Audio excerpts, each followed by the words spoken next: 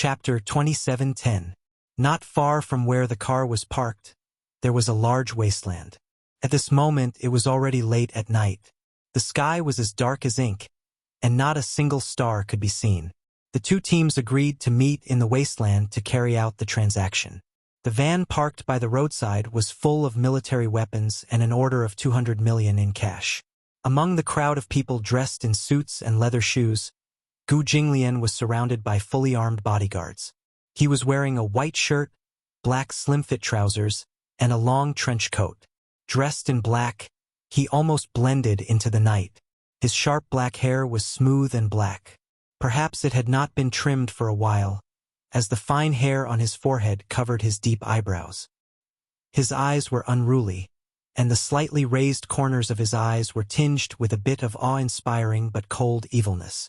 At the corner of his eye, there was a mole that added a touch of coquettishness. His angular facial features were engraved with deep shadows under the night sky. The earring on his ear was extremely eye-catching, and it set off a somewhat evil and unrestrained temperament. His face was extremely handsome, and such a face was somewhat incompatible with his identity. Back when the Gu clan had a change of power, he was still a young man when he first took over. On the day he took over, he was also dressed like this. His face was handsome, like a beautiful young man. Everyone in the Gu clan, from the elders to the hall masters of the 4 great halls, did not take him seriously. However, contrary to his appearance, his methods were extremely ruthless. From when he took over the position of the head of the family to when he suppressed the rebellious forces in the family, it was only half a year. Everyone in the Gu family was convinced. Under his beautiful appearance was an extremely cold heart, and his scalp-numbing sharp and ruthless methods. It was said that there was an elder who wanted to seize power and push him out of the position. Gu Jinglian did not care about the brotherhood at all. He broke the tendons of the elder's hands and feet, cut off his palms, and expelled him from the Gu family without batting an eye. It was obvious that he was ruthless. The cold wind blew. He silently lit a cigarette, and a wisp of dense smoke escaped from his lips. Suddenly, a bodyguard walked over and whispered in his ear, "President Gu, the other party's men are all here." "Oh?" Gu Jinglian glanced at him slightly, but the voice that escaped from his lips was incomparably clear and extremely magnetic. "How many?" 20 men and 5 cars. He pursed his lips. "You didn't bring your car?" "The other party said that they want to trade with the truck and tow it away." Gu Jinglian flicked the ash from his cigarette and said calmly, "Let them come over." "Yes." That person retreated, and not long after, the other party's troops were brought over. The people who came were also dressed in black. The man in the lead was quite old. He was tall and thin, with a beard and deep wrinkles. He was obviously in his 30s, but he looked like he was in his 50s, like a rotten piece of wood. "Boss Gu, haha. I've kept you waiting. However, we also arrived early. It's just that we're not familiar with the place and got the wrong direction." When that person opened his mouth, his signature smoker's voice was extremely hoarse. Gu Jinglian turned to face him and looked him up and down with a deep gaze. It was obvious that he was scrutinizing him. Chapter 27:11. Gu Jinglian glanced at him but did not extend his hand. Instead, his gaze fell on the other party's outstretched hand. His 5 calloused fingers were thick and ugly. Years of smoking had turned his fingers yellow and looked a little dirty. Gu Jinglian was known for being a clean freak. He frowned in disgust and said coldly, "Your hands are really dirty." His tone was condescending and somewhat contemptuous. The man's face immediately showed some embarrassment. He already knew that Gu Jinglian was arrogant and did not take anyone seriously. Hence, he resentfully retracted his hand and tried to smooth things over. "Boss Gu is young and full of vigor. You're full of style." Gu Jinglian said expressionlessly, "There's no need for unnecessary pleasantries. Our time is precious. Let's make it short. We'll hand over the money and the goods at the same time." "Yes, yes, yes." The man immediately snapped his fingers and the men behind him immediately walked over with a few suitcases. Gu Jinglian glanced at them. There were a total of 6 large suitcases. "Didn't you say cash?" Gu Jinglian frowned. There isn't 200 million in cash here, right? This is only a part of it. The rest is in the car. US dollars? You don't have to worry about that. Anyway, the price we agreed on before will not change. Gu Jinglian smiled slightly and waved his hand gently. The men beside him walked over and were about to take the suitcases from them when the man said, Boss Gu, didn't you say that we'll hand over the money and the goods at the same time? Before the official transaction, you should at least let us see the goods you brought, right? The process of checking the goods cannot be skipped. Gu Jinglian glanced at him and sneered. Sure. In front of the van, the door slowly opened. The huge warehouse of the van was filled with unassembled junhuos. The 200 million order was all here. The man immediately sent someone to check the goods. Half an hour later, the man jumped out of the van and said to him, "The goods are all here. They're all good stuff." The man suddenly smiled and turned to look at Gu Jinglian. "Not bad. Very sincere. These are all good stuff. I'm very satisfied with the goods. Then, it's time for me to see your sincerity." Gu Jinglian smiled. 200 million in cash is accepted. The car keys are yours. You can drive this car. This truck is my gift to you for our first meeting. Sure. The man gave a look, and his men immediately presented 6 large suitcases in front of him. Gu Jinglian casually opened them, but what he saw was a box full of white powder. The curve of his lips suddenly turned cold, and he frowned slightly. White powder, this thing was not unfamiliar. The previous agreement was 200 million in cash, plus the 5 million deposit that was previously transferred to his account, but now it was just a few boxes of drugs. A hint of coldness appeared on Gu Jinglian's face. He closed the box and looked up coldly. "What is this?" His voice sounded like it was sealed in ice. The man immediately explained, "Don't look down on these. They're all good stuff. They're all top-quality goods. These are all top-quality goods from Myanmar. After some processing, they can be sold at a high price. It's definitely more than 200 million. For this deal, I'm willing to part with my treasures. Originally, I planned to keep these goods for myself." Gu Jinglian's eyes did not waver. His voice gradually turned cold. "I remember that I asked for cash." There was a hint of danger in his cold voice. Chapter 27:12. The man laughed dryly. We came here in a hurry. We didn't have time to prepare. Also, it's dangerous to carry so many US dollars with us." The atmosphere froze. Gu Jinglian sneered. His cold expression sent chills down one's spine and made one shudder. He picked up a packet and blew the thin film with his fingertips. The white powder flew with the cold wind. "I want cash. How stupid are you to think of using these things to trade?" "This?" The man's expression suddenly turned ugly.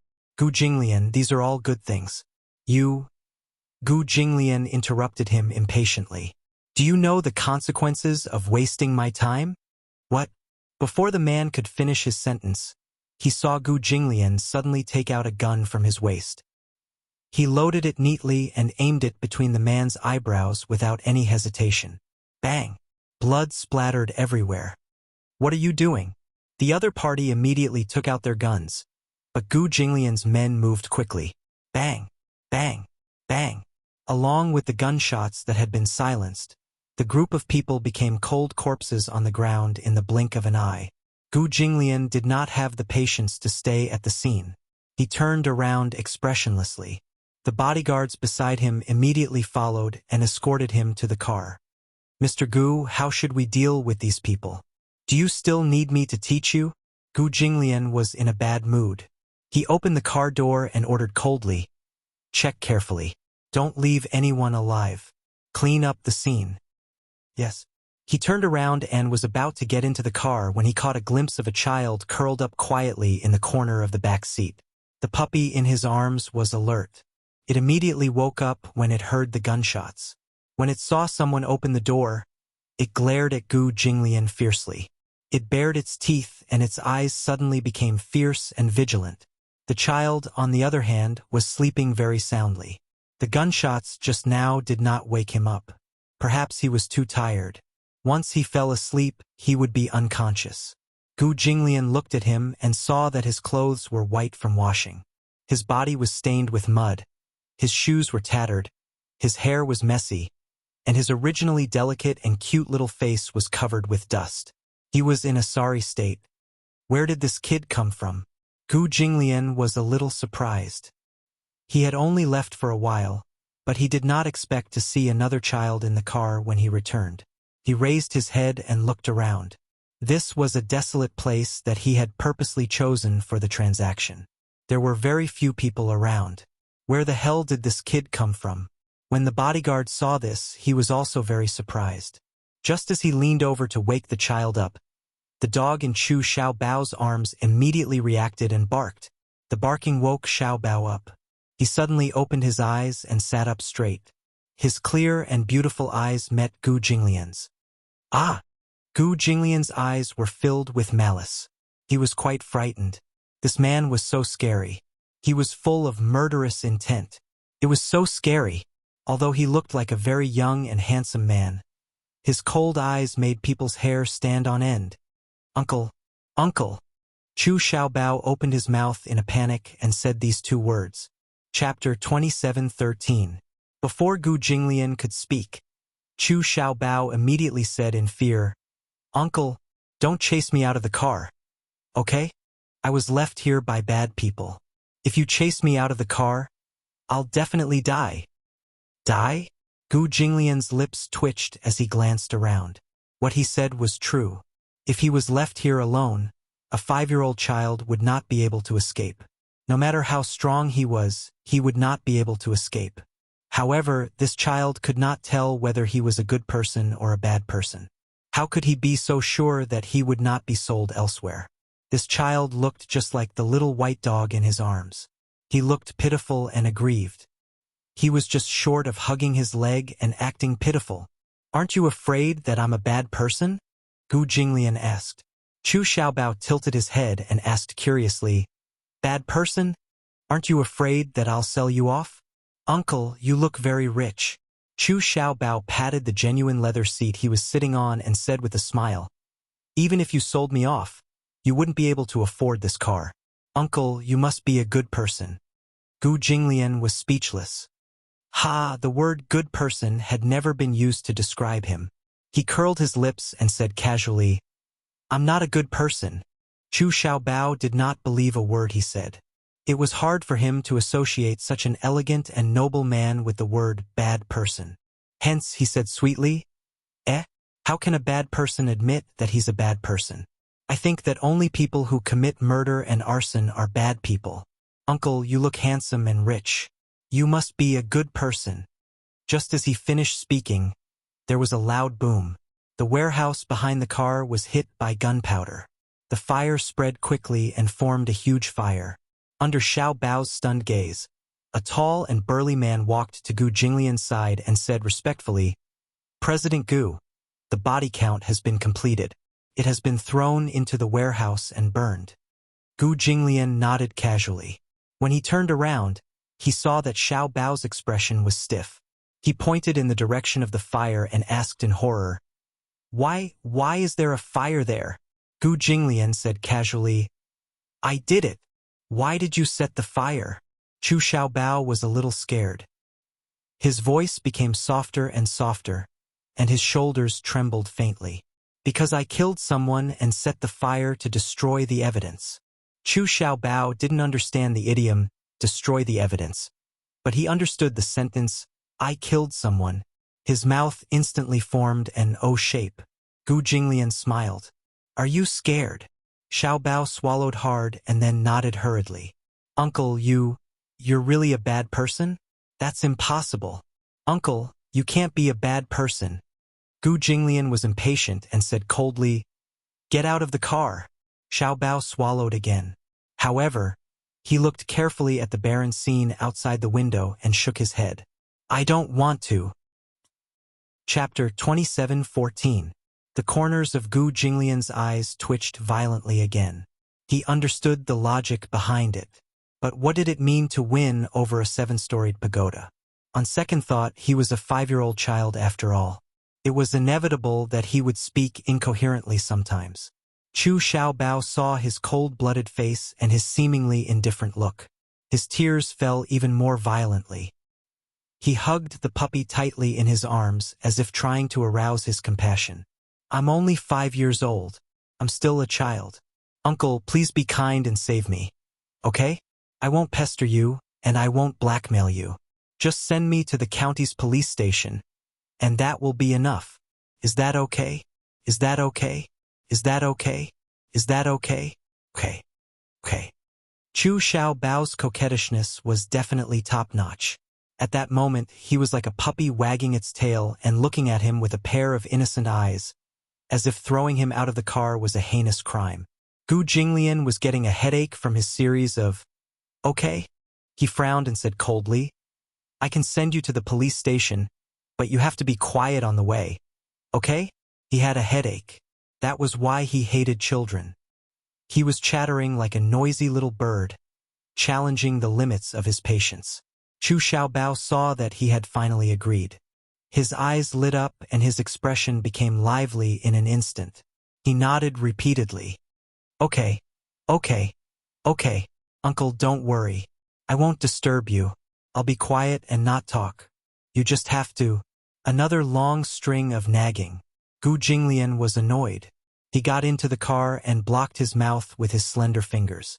He ordered fiercely, Shut up! Oh! Chu Xiaobao was frightened by his gloomy expression. He immediately zipped up his pants and made an okay sign with a clever smile. It's fine as long as you can send me to the police station. Once I find the police uncle, he will definitely help me find my home. When I get home, I'll definitely send you a thank you letter and some local specialties from my hometown. Chu Xiaobao was so grateful that he danced with joy, extremely excited. Gu Jinglian furrowed his brows with a headache and appeared indifferent. Up to you. The car started. The chauffeur turned on the heater, and a warm breeze blew through the entire car, filling the air with warmth. Along the way, the carriage was quiet. Chu Xiaobao closed his eyes for a while. After being awakened, his spiritual energy became vigorous. Hugging the little white dog, he leaned against the car window and curiously looked at the scenery outside. There wasn't much to see along the way. After all, it was dark at night. The empty suburban road didn't have any lights, so there wasn't much to see. However, Chu Xiaobao felt that it was a novel idea. He had never sat in such a high-end car. He grew up in Yen City, and his most vivid impression of cars was when he went to the county market and saw a three-pronged car. He excitedly pointed at the car and asked what it was. Chu Ho said that each car cost hundreds of thousands. Chu Xiaobao remembered it until now. Gu Jinglian closed his eyes and pretended to be asleep, treating him as if he did not exist. It was so quiet that Xiaobao felt bored. He looked at the little dog and said to himself, Little doggy, you're not cold anymore? It's so warm in the car. Woo. Chapter 27:15. After all, this cold-looking uncle had agreed to send him to the police station, which made him feel extremely grateful. He couldn't give him anything in return, but it was only right for him to praise him. You're tall and handsome. Many girls must like you. Woo. Chu Xiaobao played with the puppy's paws and smiled. If only I could be as handsome as you when I grow up. Gu Jinglian, who was taking a nap, heard this and couldn't help but frown. Uncle, are there a lot of girls who like you? Chu Xiaobao saw that he had his eyes closed and was ignoring him, so he turned to look at him with his head tilted. This uncle is really very handsome. He was more handsome than many celebrities on TV. However, he suddenly noticed something and exclaimed in surprise. He stretched out his hand and said, Uncle, there's a speck of dust on your eye. Xiaobao will help you wipe it clean. Then he crawled over, stretched out his chubby little hand, and used his fingertips to wipe the mole at the corner of his eye. He actually treated the mole at the corner of Gu Jinglian's eye as a speck of dust. Gu Jinglian finally couldn't take it anymore. He reached out to grab his little hand and glared at him coldly. Do you want to die? Chu Xiaobao trembled in fear. He was obviously helping him wipe off the dirt. He wasn't asking for death. He immediately explained weakly, I saw something dirty on your face. The veins on Gu Jinglian's eyebrows twitched. He said eerily, "If you make any more noise, I'll throw you out of the car." Chu Xiaobao immediately retracted his little hand. He was so frightened that he sat up straight and looked straight ahead. Gu Jinglian crossed his arms in satisfaction. He really didn't like dealing with children. However, it seemed to be ungentlemanly to kick a child out of the car in the wilderness. It was within his patience to give him a ride. Half an hour later, the car drove onto the outer ring of the highway. On Duga, the night view of the bustling city could be seen at a glance. Although it was already late at night, it was also the time when the city was truly bustling. If it had been Yen City, it would have been pitch black by now. Chu Xiaobao leaned against the window and looked at the charming neon lights of the city. His eyes widened in amazement. Countless lights were lit up. From afar, it looked like a vast starry sky, dotted with stars. Countless neon lights were flowing with brilliant colors. It was unbelievably beautiful. Chu Xiaobao, who grew up in the countryside, was also mesmerized by the bustling scenery. A surprised expression appeared on his face. "Wow, is there such a tall building in the county? Is that flashing light a lamp? I've never seen such a beautiful lamp. So beautiful, so beautiful." The little fellow's vocabulary was limited.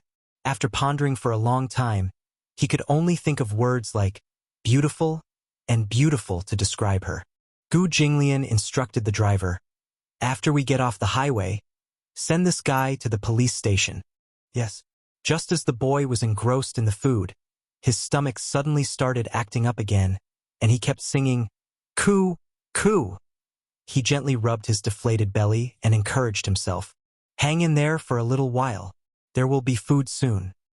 Goo. What answered him was such a desolate voice. The road on Duga seemed extremely long and far in his hunger. Chapter 27:16. In the end, he couldn't take it anymore. He mustered up his courage and suddenly tugged at Gu Jinglian's sleeve, trying to sound him out. "Uncle?" Gu Jinglian raised his eyebrows and gave him a sidelong glance. "Yes, I'm hungry." Chu Xiaobao's meaning behind his words was, "Can you take me to fill my stomach?" Gu Jinglian seemed a little unromantic and asked back, "So, is there anything to eat?" "No." Chu Xiaobao didn't give up and mustered up his courage to ask again. "I'm so hungry. I haven't had a full meal for the whole day." "So, uncle, can you take me to fill my stomach?" Gu Jinglian's gaze was cold. "I'm warning you, gulp, my patience, gulp. My patience is limited. Immediately, gulp. After I send you to the police station, gulp." Every time Gu Jinglian finished his sentence, he was interrupted by the rumbling of Chu Xiaobao's stomach. He saw the little guy staring at him with pitiful eyes. His gaze was miserable and he wanted to say something. He gritted his teeth and glared at him fiercely for a long time. KFC was open 24 hours a day. 12:30 a.m. Business dropped sharply. The waiter was mopping the floor when he suddenly heard the sound of the door closing. Following that, he heard a lot of people walking in. The waiter looked up in confusion and was shocked by the spectacular scene in front of him. At the door, a handsome man in a black trench coat with both hands in his trouser pockets pushed open the door and walked in. Beside him was a little guy rubbing his flat stomach and following closely behind. Behind the two of them, a group of bodyguards dressed in black walked in. Every one of them was serious and solemn. Their cold eyes looked around and their aura was terrifying. The waiter was dumbfounded on the spot. What was this? Were they from the Black She Gang? However, I've never seen anyone from the Black Star Gang step into a Western fast food restaurant like KFC. The two cashiers, who were chatting idly in front of the counter, were also stunned. They trembled as they looked at the imposing group walking towards the counter. Gu Jinglian walked to the counter expressionlessly. Xiao Bao, who was beside him, stood on his tiptoes and stretched out his hands to lie on the counter. His eyes were sparkling, like a little mouse that had fallen into a rice bowl. "Hi, hello." The cashier's teeth were chattering as she struggled to say those words. Gu Jinglian's cold gaze swept over. His aura was condescending as he looked down on everyone. The cashier was so scared that her legs turned to jelly. Gu Jinglian had never been to a place like this before. However, along the way, this was the only fast food restaurant that was still open so late. Although the man in front of her was shockingly handsome, she was still deeply intimidated by the terrifying aura that he exuded. Baby Chu, on the other hand, did not notice the strange scene as he curiously looked up at the menu. Unable to recognize a few words, he asked curiously, "Pretty sister, are there any steamed buns here?" "No." "Then are there any soup noodles?" "No." "Fried rice? Egg fried rice?" "No." Gu Jinglian asked impatiently. "Then what do we have here?" The cashier's mouth was wide open in shock. It was big enough to swallow 3 eggs. Chapter 27:17. Forgive her for not seeing the world. There was actually someone in this world who had never eaten KFC before. There are hamburgers, grilled wings, fries, egg tarts, and cola. They are all simple Western dishes.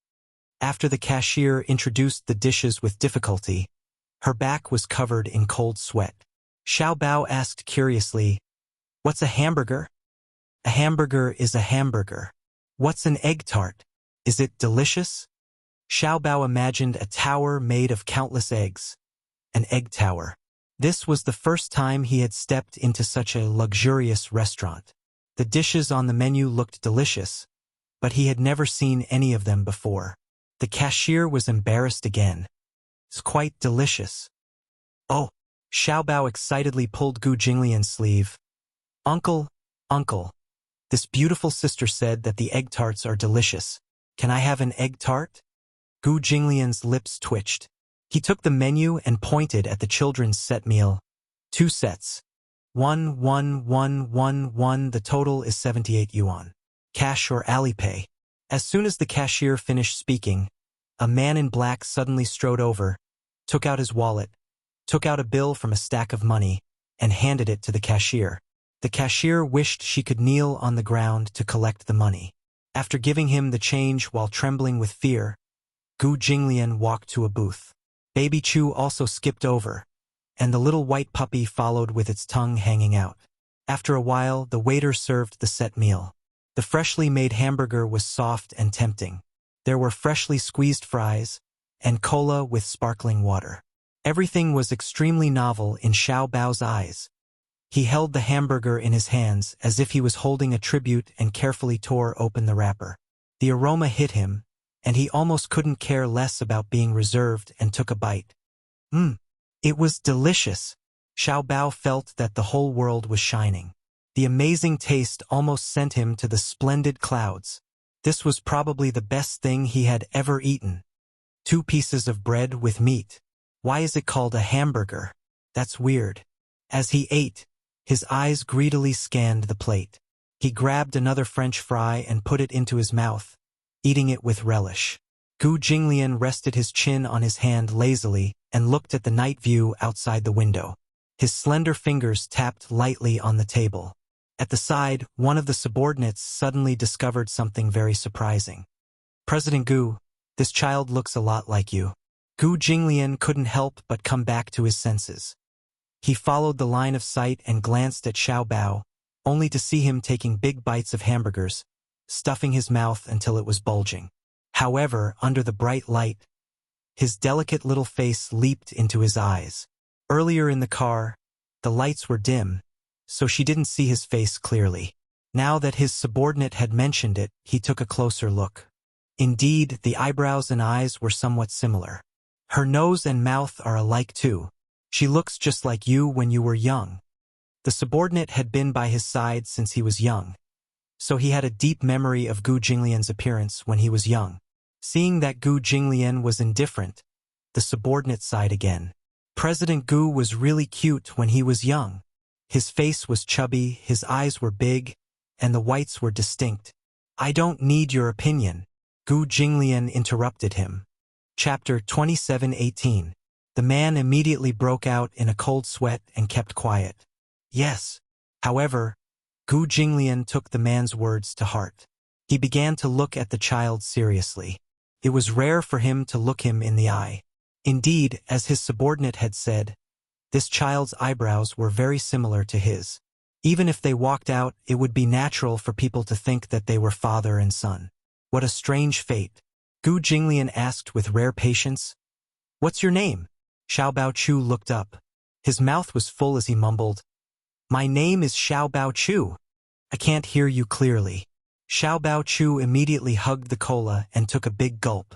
He wiped his mouth and said with a smile, My name is Xiao Bao Chu. The Chu in Xiao Bao Chu. The Xiao in Xiao Bao Chu. And the Bao in Chu Xiao Bao Chu. Gu Jinglian's face darkened. What was this? His naive and childish words made the people behind him burst into laughter. What a cute little guy. As Xiao Bao Chu spoke, he suddenly realized that he had spilled the beans. He quickly covered his mouth and looked scared, like a frightened deer. Gu Jinglian couldn't help but ask, What's wrong now? Xiao Bao Chu put his hand down. He looked hesitant and a little annoyed. After thinking about it, he said innocently, Mom said that I can't tell outsiders my name. Gu Jinglian was speechless. Xiao Bao Chu suddenly changed the topic and smiled. But uncle, you're so good to me. You sent me home and brought me to eat good food. So it doesn't matter if I tell uncle my name. I didn't say that I'll send you home, Gu Jinglian emphasized. I only said that I'll send you to the police station. Send me to the police station and I'll be able to go home. Xiao Bao Chu smiled. Uncle, you're a good person. A good person will have a peaceful life. Gu Jinglian frowned. If he were to get married in the future, he would definitely not give birth to such a foolish son. The bodyguard beside him couldn't help but tease him. He said half-jokingly, Why are you alone? Where is your home? My family lives in. Chu Xiaobao opened his mouth, but there was a bit of vigilance in his eyes. Then he said carefully, My family lives in Dingcheng, Yen City. His subordinates looked at each other. They had never heard of this city before. Where is Yen City? In any case, it's a very far place. At this point, the little guy couldn't help but feel a little dejected.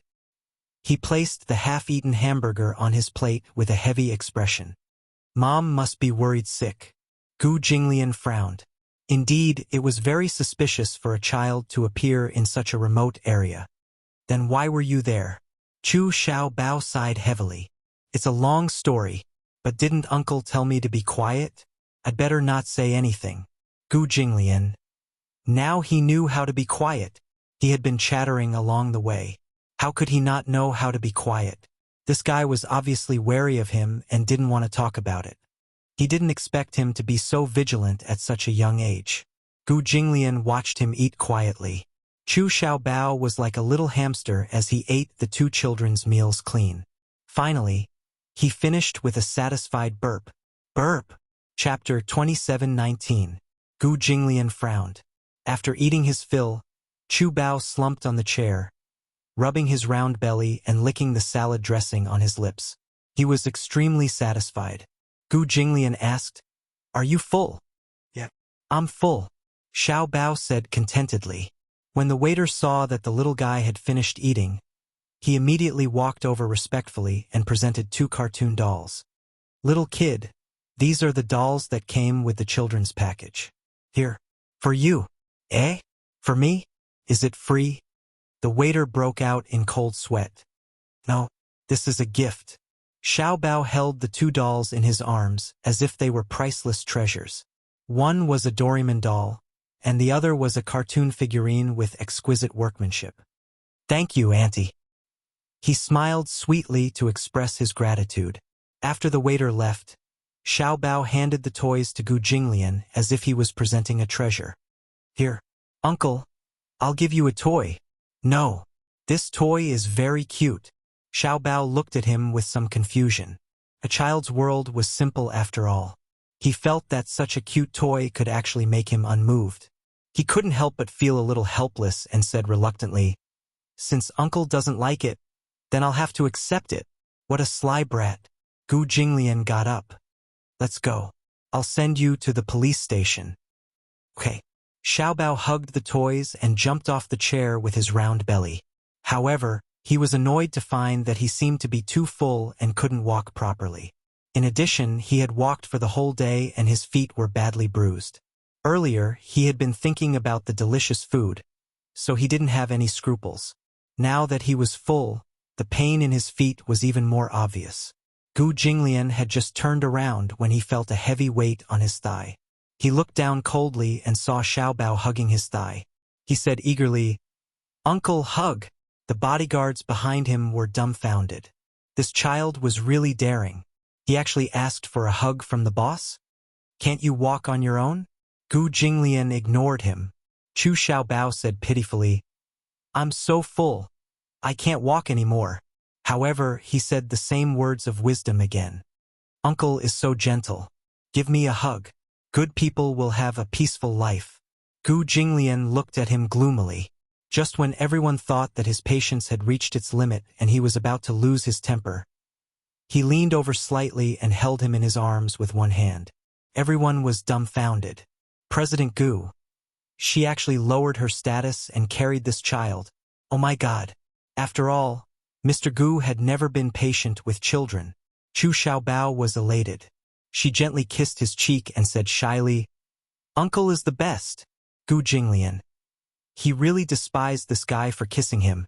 Gu Jinglian carried Xiaobao into the car. When the little white puppy was about to climb into the back seat, he kicked it away coldly and said, "Get lost." When Chu Xiaobao saw this, she let out an "ah" and said hurriedly, "Uncle, why are you so violent? This is my good friend. You can't bully her like this." Gu Jinglian's expression darkened. "Good friend?" Chu Xiaobao ignored his dark expression and clapped her hands at the little white puppy. She called out, "Little white, come quickly. Come into my arms." The little white puppy looked at Gu Jinglian fearfully and nimbly climbed into the car, leaving a dusty paw print on the black leather seat. Chapter 27:20. Baby Chu looked up and saw the man's gloomy gaze. He then followed the man's gaze to the messy paw prints on the leather seat. His brain went boom, and he immediately realized that Xiaobao seemed to have gotten into a big mess. Hence, he hurriedly rolled up his sleeves and wiped away the dusty paw prints on the seat under Gu Jinglian's cold gaze. However, no matter how hard he wiped, those dusty paw prints could not be wiped off in a short period of time. This was because the puppy's paws secreted grease. Hence, such paw prints needed to be cleaned professionally. Chu Xiaobao furrowed his eyebrows guiltily. "Uncle, I'm sorry, okay? But Little White definitely didn't do it on purpose. You're a big man with an indomitable spirit. You wouldn't be angry with a puppy, right? In other words, if he were to be calculative with a beast, he would not be a man. Was he trying to provoke him? Kid, I don't have the patience. I'm not called Little White. I'm called Xiaobao." Chu Xiaobao corrected him righteously. Gu Jinglian finally lost his patience and slammed his fist on the door frame. Chu Xiaobao was instantly shocked. He looked at Gu Jinglian's extremely gloomy face in horror and immediately shut up. He carefully shrank his body into a corner and lowered his head, as if he could reduce his presence by doing so. Suddenly, he said weakly, "You can call me Little White too. Don't be angry." This uncle was handsome, but his temper did not seem to be very good. Gu Jinglian did not intend to lower himself to his level. Anyway, this kid was going to get lost soon. He got into the car and closed the door. Seeing him get into the car, Chu Xiaobao became even more afraid. He leaned against the window on the other side and shrank back again. Gu Jinglian glanced at him coldly and ignored him. "Drive." "CEO Gu, are we going to the police station directly?" the driver asked with trepidation. From the rearview mirror, Gu Jinglian glanced at him coldly and raised his eyebrows. "You know the answer?" The driver broke out in cold sweat again. It was so cold. Perhaps it was because Gu Jinglian was in the car, but he felt that the temperature was even colder than outside the window. He immediately turned on the heater. Along the way, Chu Xiaobao was probably full and knew his place. He was no longer chattering like before and had endless things to say. He just quietly hugged the little dog. After eating, he felt sleepy and actually fell asleep in a daze. She fell into a deep sleep. Her body tilted, and she fell into his arms. Gu Jinglian only felt a weight on his leg. When he opened his eyes, he saw that the little fellow's head was naturally resting on his leg. She was resting with a clear conscience. Children have big hearts. No ordinary person would dare to rest their head on his thigh. Gu Jinglian stretched out his hand and was about to move his heavy head away when Chu Xiaobao mumbled something softly. For a moment, he could not hear clearly what he was mumbling. Perhaps he had fallen asleep and was talking in his sleep. He paused for a moment and seemed to be in a daze. From his angle, Chu Xiaobao's handsome side profile was full of childishness. His eyes were closed and his little face was especially quiet. However, his body was slightly curled up as if he did not feel safe. His heart inexplicably softened. Chapter 27-21. Seeing the little boy shrink his shoulders, he raised his eyebrows, took a coat from the side and covered him with it. The bodyguard sitting in the front passenger seat heard the movement in the back seat and could not help but come back to his senses. However, he saw such a rare and precious side of Gu Jinglian. He was extremely tender and could not help but be stunned. Gu Jinglian sensed that he was being sized up. He looked up, but his eyes were cold and sharp in an instant. "What's wrong?" No, nothing." The bodyguard immediately retracted his gaze and sat up straight. Gu Jinglian said coldly, "Turn off the sound system." "Yes." The chauffeur immediately reached out to turn off the sound system. The car sped along, but the car was extremely quiet. Xiaobao lay on his lap at ease and had an incomparably peaceful dream. In the dream, a tall man gently held his hand. When he looked up, even though his facial features could not be seen clearly, his imposing figure made him feel extremely at ease. The man held his little hand and walked on the empty and endless field. The blue sky was blue and white clouds were white, and the sun was shining brightly. "Daddy." He could not help but call out emotionally. Gu Jinglian closed his eyes and pretended to sleep. He heard a whisper like a mosquito. Even though it was a little slurred, he could still recognize that the little guy seemed to be calling someone's name. He opened his eyes and looked at him suspiciously. He bent down to listen, but Xiaobao did not move anymore.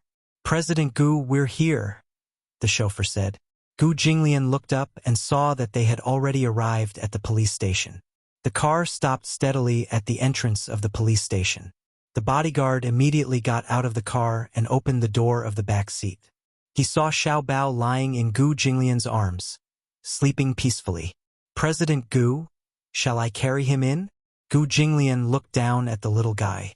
The little guy's expression was tranquil, and the corners of his lips were curled up as if he was smiling. Was he having a good dream? Seeing that he did not say anything, the bodyguard thought that he had acquiesced. He reached out to carry Xiaobao. Just as her hand was about to reach out, Gu Jinglian said coldly, "Wait." His voice was not loud, but it was very deep, and it had a deterrent force that made people unable to look at him directly. The bodyguard looked puzzled, but he heard him say, "Can't you see that he's asleep?" The bodyguard was at a loss. She fell asleep, and then what happened? Didn't he say that he wanted to send the child to the police station? "President Gu, then, do you still want to carry him inside?" He carefully probed and asked for his opinion. Gu Jinglian looked deeply at Xiaobao and said, "Let him sleep." It was just a few words, but it was somewhat unexpected. The bodyguard was flustered. "Then, tonight, where should we settle him?" "Gu Mansion." "Yes." The bodyguard returned to his seat. Gu Jinglian came back to his senses and realized what he had just said. He was also a little shocked. If it were in the past, no matter what the reason was, he would mercilessly kick the kid out of the car even if he was asleep at the police station. However, when he looked at the kid's peaceful sleeping face just now, he actually could not bear to disturb him. What the hell? He did not expect that the only exception he would make was for a child. When Song Enya returned home in the morning, she found out from Jiang Qiming that Song Jianjun's men had returned empty-handed because Mu Yanqing's men had taken Meng Qingxue away first, so they did not have a chance to make a move. When she heard the bad news, her body became slightly unsteady and her heart was in a mess. Chapter 27-22. How did this happen? Song Enya was shocked and furious. She grabbed her mother's shoulder and asked, Does this mean that Mu Yenqing is in Yen City now? Yes. Jiang Qiming nodded. He hasn't returned to the capital yet. According to the news, something happened to Meng Qingxue and she was sent to the hospital. The hospital? Song Enya was slightly shocked. Then her lips curled into a strange smile. Could she have had a miscarriage? We don't know about that. Let's hope that's the case. In any case, the child in her stomach can't be kept. Song Enya was slightly stunned and asked uneasily, "What if it's not a miscarriage? Since Mu Yenqing has found her, he'll bring her back. If that happens, we'll be in trouble." Indeed, if Mu Yenqing brings that B*TCH back, it'll be a very troublesome matter. What should we do then? Song Enya was completely flustered. She could not help but resent those two men for being so useless and stupid. In the evening, when Song Zhenghua returned home, Song Enya immediately asked for his opinion. "Dad, how should we get rid of that little vixen Meng Qingxue?" Uncle's men were a step too late. Mu Yenqing has already taken Meng Qingxue away. He was probably the only one in the Song family who was clear-headed and rational right now. Song Zhenghua did not answer her directly. Instead, he asked sternly, "Where exactly did you go when you left the house in a hurry this morning?" "Yes." Jiang Qiming also thought of this problem. "I called you for breakfast this morning, but there was no one in the room. Where did you go so early in the morning?" When Song Enya heard this, she stammered. Seemingly deliberately avoiding the topic, Song Zhenghua slammed the table and rebuked angrily, "Are you still trying to hide things from us at this point? Or did you do something ridiculous behind our backs again?" "No, Dad." Song Enya had no choice but to reveal everything that had happened this morning and her original plan. When Song Zhenghua heard this, he was so angry that his lungs almost exploded. He felt that it was unreasonable and said in exasperation, "How dare you do such a thing?" Song Enya found it hard to accept his uncontrollable anger. She said indignantly, "What else can I do? As matters stand, this is the only way I can think of. As long as the child in her womb exists, it will be the greatest threat to me." Song Zhenghua scolded, "But you can't do that. What if Mu Yenqing finds out?" "So what if he finds out?" Despite her stubbornness, she could not help feeling a little guilty. What you're doing will only make Mu Yenqing hate you more. The relationship between the two of you is like an abyss of suffering. If he knows that you have such a vicious method, he will definitely guard against you in the future. I think your cultivation is still too shallow. Once someone like you marries into a tiger's den like the Mu family, you will definitely be plotted against. Even though the Mu clan's momentum was in decline, everyone in the Mu clan had profound skills. You can't win. What can I do then? Song Enya said aggrievedly. We can't just keep that child, can we? Chapter 27-23. Song Zhenghua paused for a moment before continuing. Since he was willing to put down his pride and bring people to look for Meng Qingxue, you should know that this woman is not ordinary in his heart. It can be said that Meng Qingshue's status is much higher than yours. If she had some tricks up her sleeve, even if she didn't marry into the Mu family, she could still suppress you. That be asterisk tist. Song Enya gritted her teeth in anger. Then what should I do? Since Mu Yenqing wants to bring Meng Qingxue back to the capital, why don't we let her come back? Are we just going to sit back and do nothing and let Mu Yenqing bring Meng Qingxue back to nourish the baby? Song Enya was puzzled. Song Zhenghua sneered and said viciously, There are thousands of ways to get rid of a child. Why are you in such a hurry? As long as the child isn't born, it's still in your favor. Song Enya turned her head away angrily. Song Zhenghua's tone softened a little as he sighed. Your brother has no future in life after that accident. As for Enshi, she's still too young and insensible. In the entire Song family, I'm counting on you. Dad. Song Enya's eyes reddened. I feel that this is the worst kind of life. Who do you think is to blame now that things have come to this? At the mention of this, Song Zhenghua was furious. You clearly have such a good hand, but you brought this upon yourself. Back then, I advised you to let go of Mu Yaja, but you refused to listen. Song Enya knew that she was in the wrong. In the future, listen to me. Don't be stubborn and act rashly. I won't harm you. You're still young. Don't be stupid in the future. Song Enya gritted her teeth and suddenly said, I understand. The night was dark and the wind was biting cold. In the ward of Yenqing First Hospital, Chu-ho stood in front of the window with a cold and solemn expression. However, although he looked calm on the surface, the uneasiness in his heart was growing. She was a very calm person. Even if she encountered great danger, she would still be able to maintain her composure. However, after Xiao Bao went missing, she started to panic. However, compared to ordinary mothers, she did not show hysterical panic, nor did she fall into a state of madness and uneasiness. The worst thing was that when she was pouring water, she had a lot on her mind and accidentally spilled the water on the ground. It wasn't that she wasn't anxious, but she knew that meaningless panic was meaningless. She had to be more rational to keep a clear head. It had been 24 hours since Chu Xiaobao went missing. She didn't report the case because even she couldn't provide any clues. Without any clues, even if she started an investigation, there wouldn't be any progress. In the morning, she rushed to the police station to investigate his whereabouts. However, she found that she didn't even have a clue. Find? How could they find him? Black Dragon Pool Village was a backward village. There were no surveillance cameras. Even on the roads, there were very few surveillance cameras except for those that violated the rules. In addition, she didn't know anything about the car, even if she only knew the license plate. Chapter 27-24. When Chu-ho returned, Meng Qingxue had just had her blood drawn and had fallen asleep. Mu Yenqing, on the other hand, had been keeping watch in the ward. This man's patience was beyond her expectations. She did not expect this man to be so responsible towards his woman. Chu-ho walked to his side and asked, "What do you plan to do?" Mu Yenqing raised his head and frowned. "What do you mean? What do you plan to do with Qingxue and the child in her stomach?" Mu Yenqing remained silent for a moment when Chu-ho asked this question. Suddenly, he said, "I plan to bring her back to the capital after she recovers a little." "You plan to give birth to this child?" "Yes." Chu-ho did not think much of it. "Then, do you plan to marry her?" Mu Yenqing did not say anything. Chu-ho gave him a disdainful look. "Scum." Mu Yenqing's face turned sullen. "What did you say?"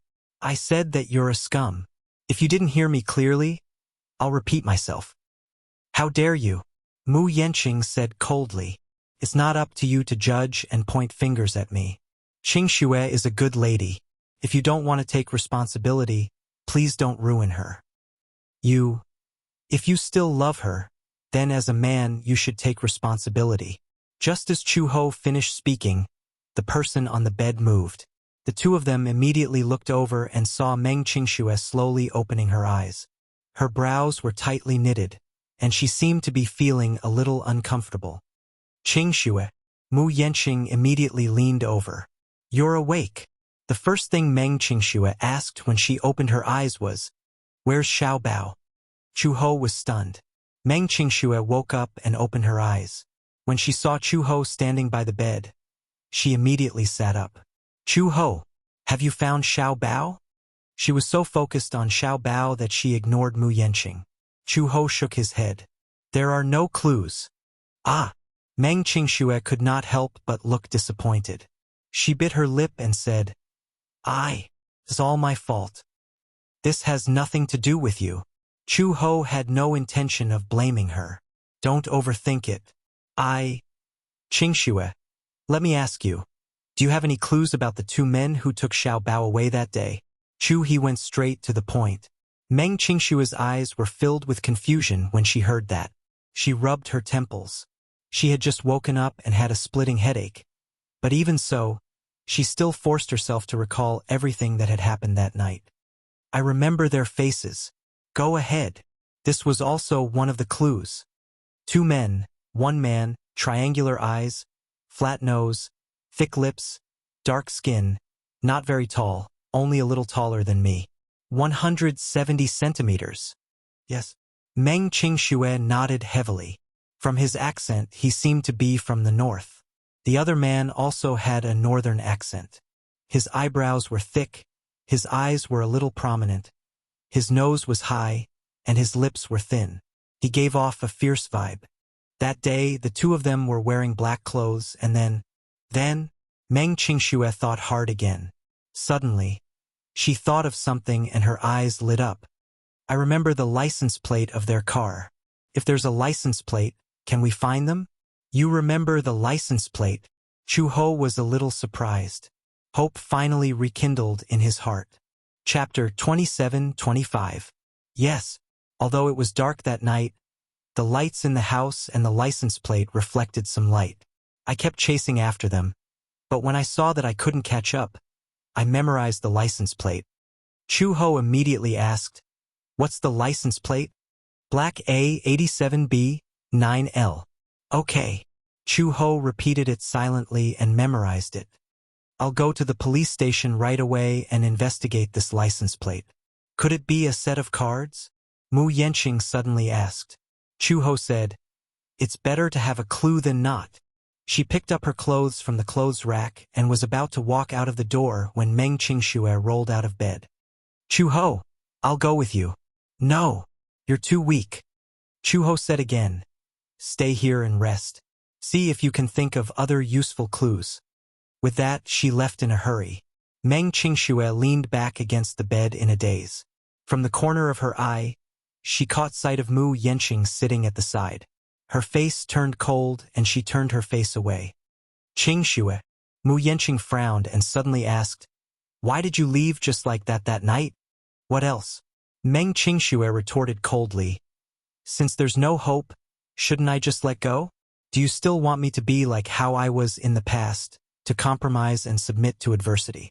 Even if there's no hope, to watch over you humbly like a fool? Then, to turn a blind eye to your indifference and continue to accept you humbly, waiting in the dark for you to change your mind?" Mu Yenqing was speechless. "That night, I originally wanted to put an end to the relationship between you and me," Meng Qingxue said. "I made up my mind and packed my luggage. I called you and wanted you to make a choice.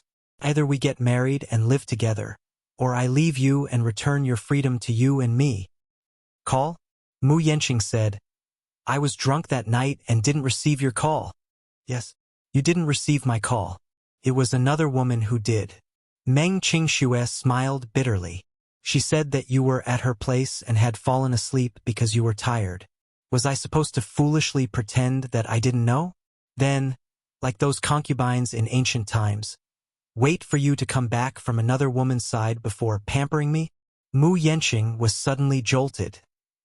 He remembered that he was at Song Enya's place that night.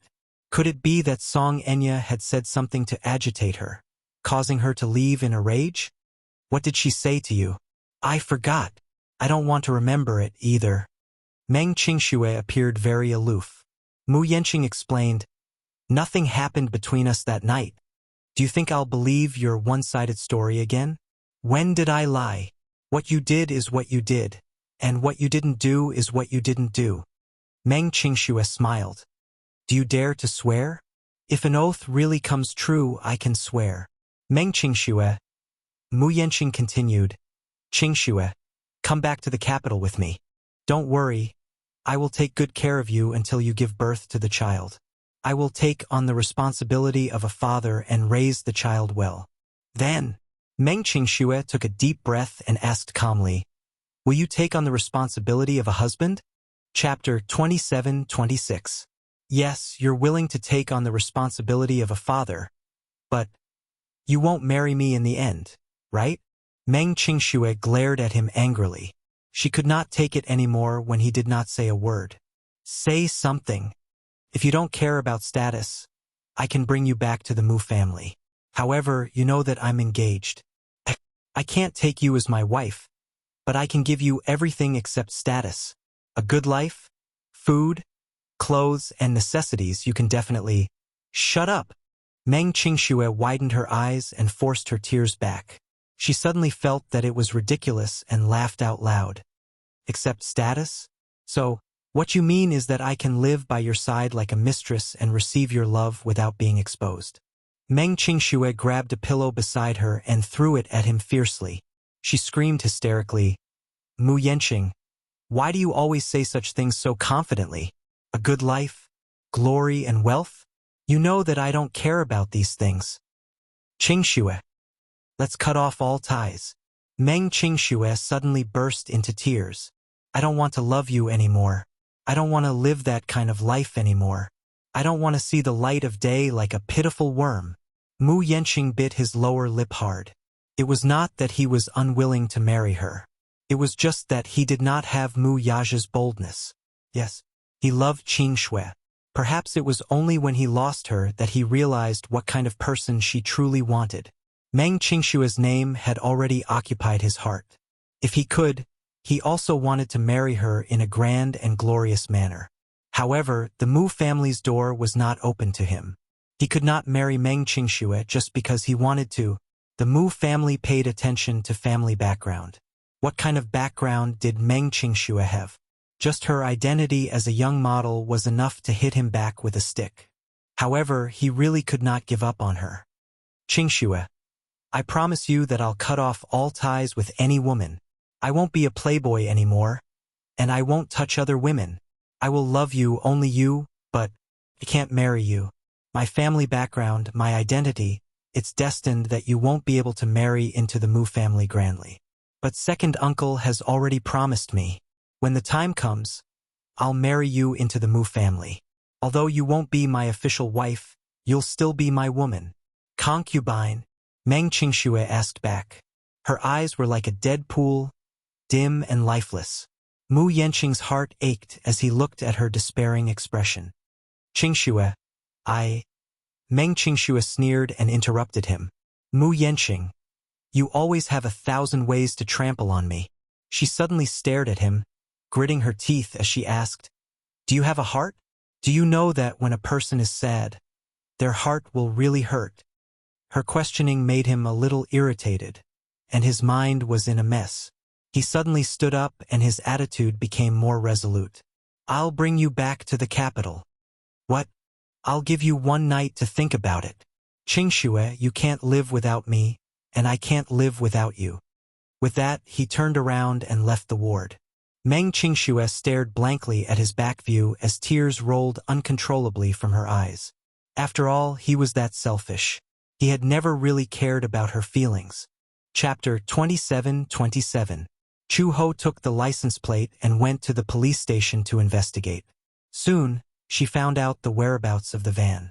After the van left Heilongtan village, it drove from the provincial road to the Jinghan Expressway.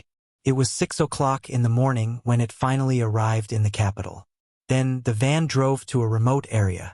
The next route was from the Jinghan Expressway to Yishan City. After that, there was no further movement. Other than a few violations of the van, there were no other clues. However, such clues were valuable enough. At least the license plate was not fake, and the van matched the clues provided by Meng Qingxue. At least they knew that the van was in the vicinity of Yishan City. However, when Chu Ho proposed to arrest the suspect, the police officer who was working with her seemed to have some doubts. Chu Ho, this matter must be reported to the bureau chief. The process of arresting the suspect is very complicated, because these funds have to be approved by the bureau chief before the manpower can be mobilized. The problem is that the bureau chief is on a business trip and is not in the station. Even if the proposal is handed to him, the approval process is very complicated, and it may be rejected. This will delay the process for a long time. If you are willing to pay for it yourself, then it's a different story. Pay for it myself? Yes. For example, for the manpower that will be mobilized, you will pay for it. The police station will provide the manpower, and you will pay for it.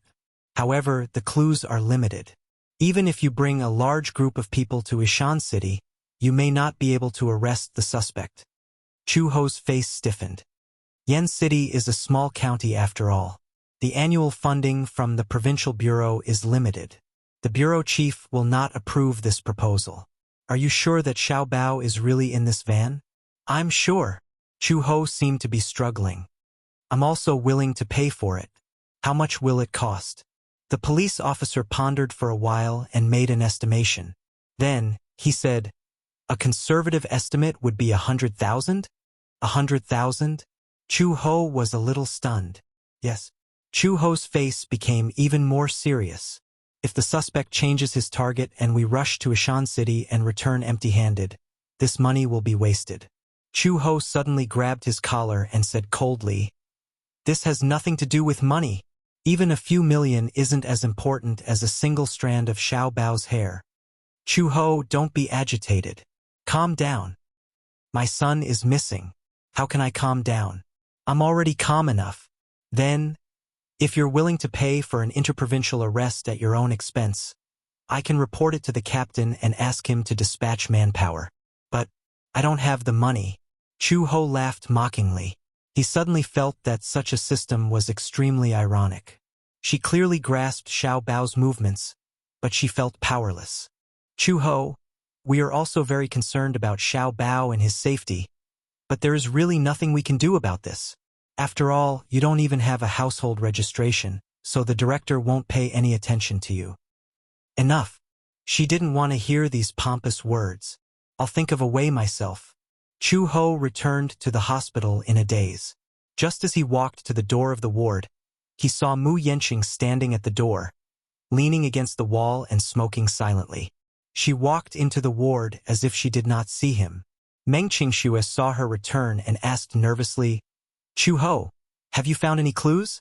Chapter 27-28. Meng Qingxue could not help feeling a little disappointed when she saw her expression. "What's wrong? The license plate doesn't match? Or, we already know the car's whereabouts. It's a white Baojun 730. "Yes, that's right.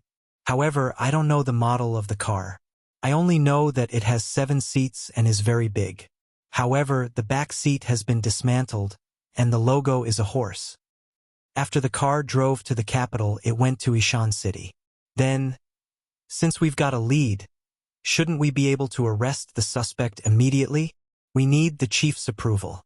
Meng Qingxue looked puzzled. "What do you mean? We're just commoners. The chief won't pay attention to this case at all. Even if we have the suspect's whereabouts, an interprovincial arrest requires 100,000 yuan. The annual budget allocated by the provincial bureau is limited. The chief won't use that sum of money for a small fry like me. Besides, I don't have 100,000 yuan at all." Meng Qingxue was stunned and felt a little anxious. "Then are we just going to sit back and do nothing? We clearly have the suspect's whereabouts. Are we just going to sit back and do nothing because of this reason? Qingxue, this society is very cruel. Everything depends on one's background to make a living. You don't have one, so who will pay attention to you?" Meng Qingxue was speechless. Chu Ho said, "I'll think of another way. I can help you find the person." Mu Yenqing's calm voice came from behind. Chu Ho and Meng Qingxue turned their heads in unison, only to see him enter the ward. He said calmly, "To me, finding a person is not a difficult task. I can help you." "Oh, you're so kind?" Chu Ho did not believe that he would be so kind. "Of course, it's not without conditions." Mu Yenqing's gaze suddenly fell on Meng Qingxue. "As long as you're willing to return to the capital with me." Chu Ho raised his eyebrows in disgust. "Are you trying to use this as a bargaining chip to threaten Qingxue? How is this a threat? It's just a condition." Mu Yenqing shifted his gaze from Chu Ho to Meng Qingxue. "Qingxue, I can help you find the person you're looking for, but the condition is that you must return to the capital with me." Meng Qingxue sneered. "Why do you want me to go back to the capital? I can't leave you here alone." Meng Qingxue bit her lips and gripped the bedsheets tightly. After a long silence, she suddenly smiled and nodded gently. "All right." Chu Ho was shocked. "Qingxue, don't force yourself." "I'm not forcing it." Meng Qingxue smiled. "Chu Ho, it's all right. It's just going back to the capital with him. It's not that harsh of a condition. The most important thing now is to find Xiao Bao." With that, she turned to look at Mu Yenqing. "Can you really help me find Xiao Bao?" "Yes." "All right then. As long as you find Xiao Bao, I'll return to the capital with you. On the other side, The Gu residence. In the spacious bedroom, Xiao Bao lay on the bed with his limbs stretched out. He slept exceptionally soundly through the night without any dreams. He woke up early in the morning. When he opened his eyes, the first rays of the morning sun had just appeared outside the window. He sat up and looked around. The spacious room was designed in an antique Chinese style. Even the furnishings were full of classical charm. It was solemn and elegant, and it was extremely grand. Chapter 27-29. It must have been sent by that kind-hearted uncle, right? He didn't throw him to the police station? He got out of bed and walked out of the bedroom. This was a very large suite. Other than the bedroom, there was a living room, a study, and a large bathroom. Walking into the bathroom, he was pleasantly surprised by the huge bathtub. Wow, it's so big, he mumbled exaggeratedly. The little white dog, who had been resting in the living room, immediately ran over excitedly. It circled around him and stuck out its tongue. Woof woof. The sound was crisp. Chu Xiaobao picked it up and rubbed its little head, only to find that someone had given the little white dog a bath. Its originally dirty fur had become incomparably white and beautiful. His body smelled fragrant. Little White, you smell so good. Who gave you a bath? Little White huffed and stuck out its tongue, but naturally, it wouldn't answer him. The little dog's crisp barks alerted the servant guarding outside the door. There was a knock on the door. Immediately after, a maid in a cheongsam pushed the door open and entered. She smiled and said, "Xiao Bao, you're awake?" Chu Xiao Bao was shocked and looked at her a little warily, appearing to be extremely guarded. "Who are you?" "You can call me sister." The maid squatted down gently in front of him and said gently, "I'll give you a bath, okay? I wanted to give you a bath last night, but master saw that you were asleep, so he told us not to wake you up." I can bathe myself. I don't need your help." Gu Nianji was young, but since he was young, he had been taught that there were differences between men and women. Naturally, he would feel shy when a woman of the opposite sex bathed him. However, the maid said, "Master told me to help you bathe." Master?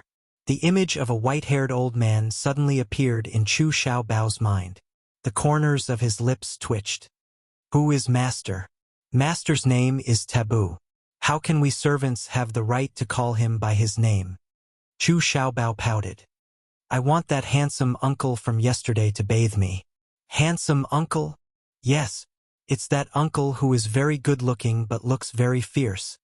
The maid didn't know whether to laugh or cry. "Xiao Bao, the man you're talking about, is it Master?" Chu Xiaobao was speechless.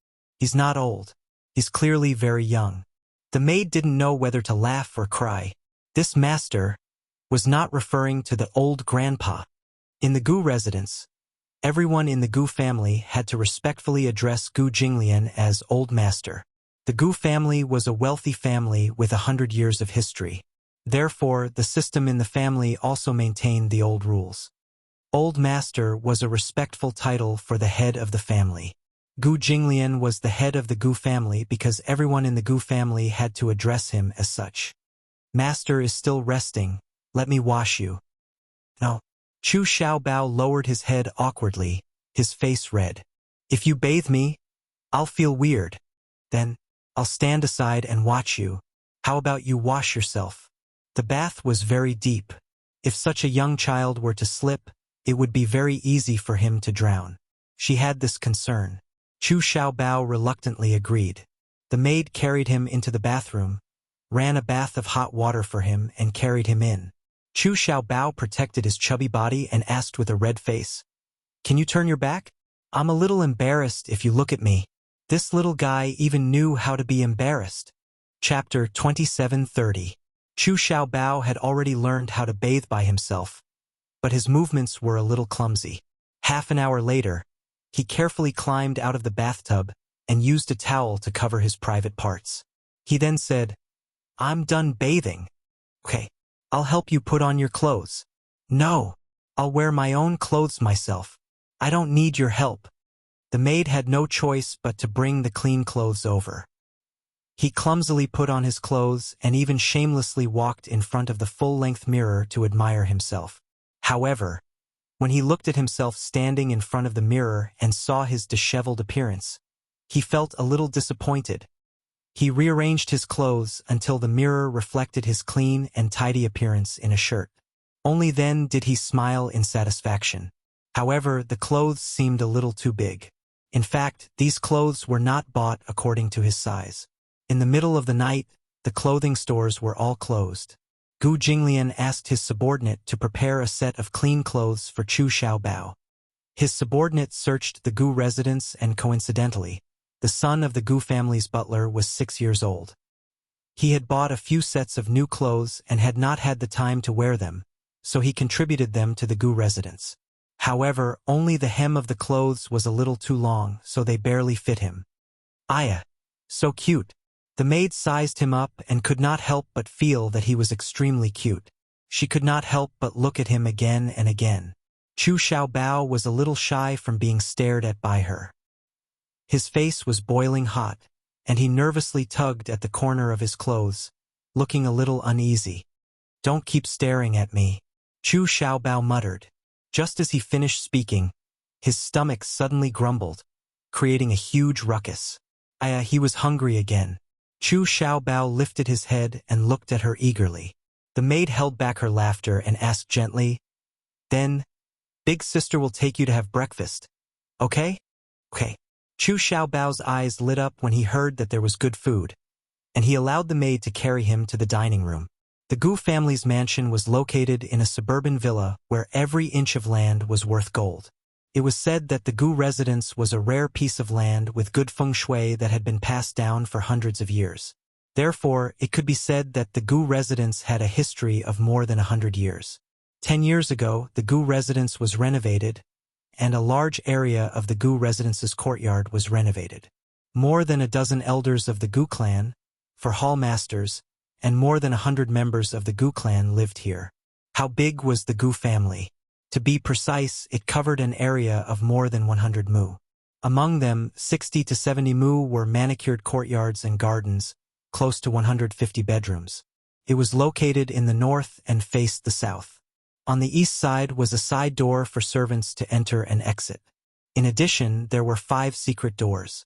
A majestic stone lion was placed in front of the gate to suppress evil. There were nails on the door, 9 in length and 9 in length, a beast-headed door ring, and totems of tortoises, snakes, lions, tigers, and phoenixes. After entering through the main door, there was a wall photo which was a screen. There were marble, jade, and also redwood carvings of birds and beasts. After the wall photo, there was the courtyard. There were artificial mountains and flowing water, pavilions, terraces, and long corridors with 9 bends and 18 bends. Most of them were where the servants lived. The men lived on the left and the women lived on the right. Further in, there was a stable on the left and a kitchen, laundry room, and other utility rooms on the right. After the courtyard, there was the main hall. There was an offering table, and chairs. Behind the main hall was the master's living quarters. Between the main hall and the living quarters was a long corridor. On both sides of the corridor was a large pond and a garden. There were many beautiful red carps in the pond. Chapter 27:31. Why was this place so big? The palaces he saw on TV were nothing more than this. Moreover, walking through the courtyard, there were bodyguards in suits standing at the door and hall, as well as servants wearing cheongsams. He didn't know that this handsome uncle was from a wealthy family. When he finally walked from the guest room to the dining room, Chu Xiaobao was so tired that he slumped on the chair. He was so tired that his eyes lost focus as he stared blankly at the antique wooden ceiling. He couldn't help but feel a little empty. "Are you tired?" The guest room is indeed a little far from the dining room, but just treat it as a morning exercise, the maid said with a smile.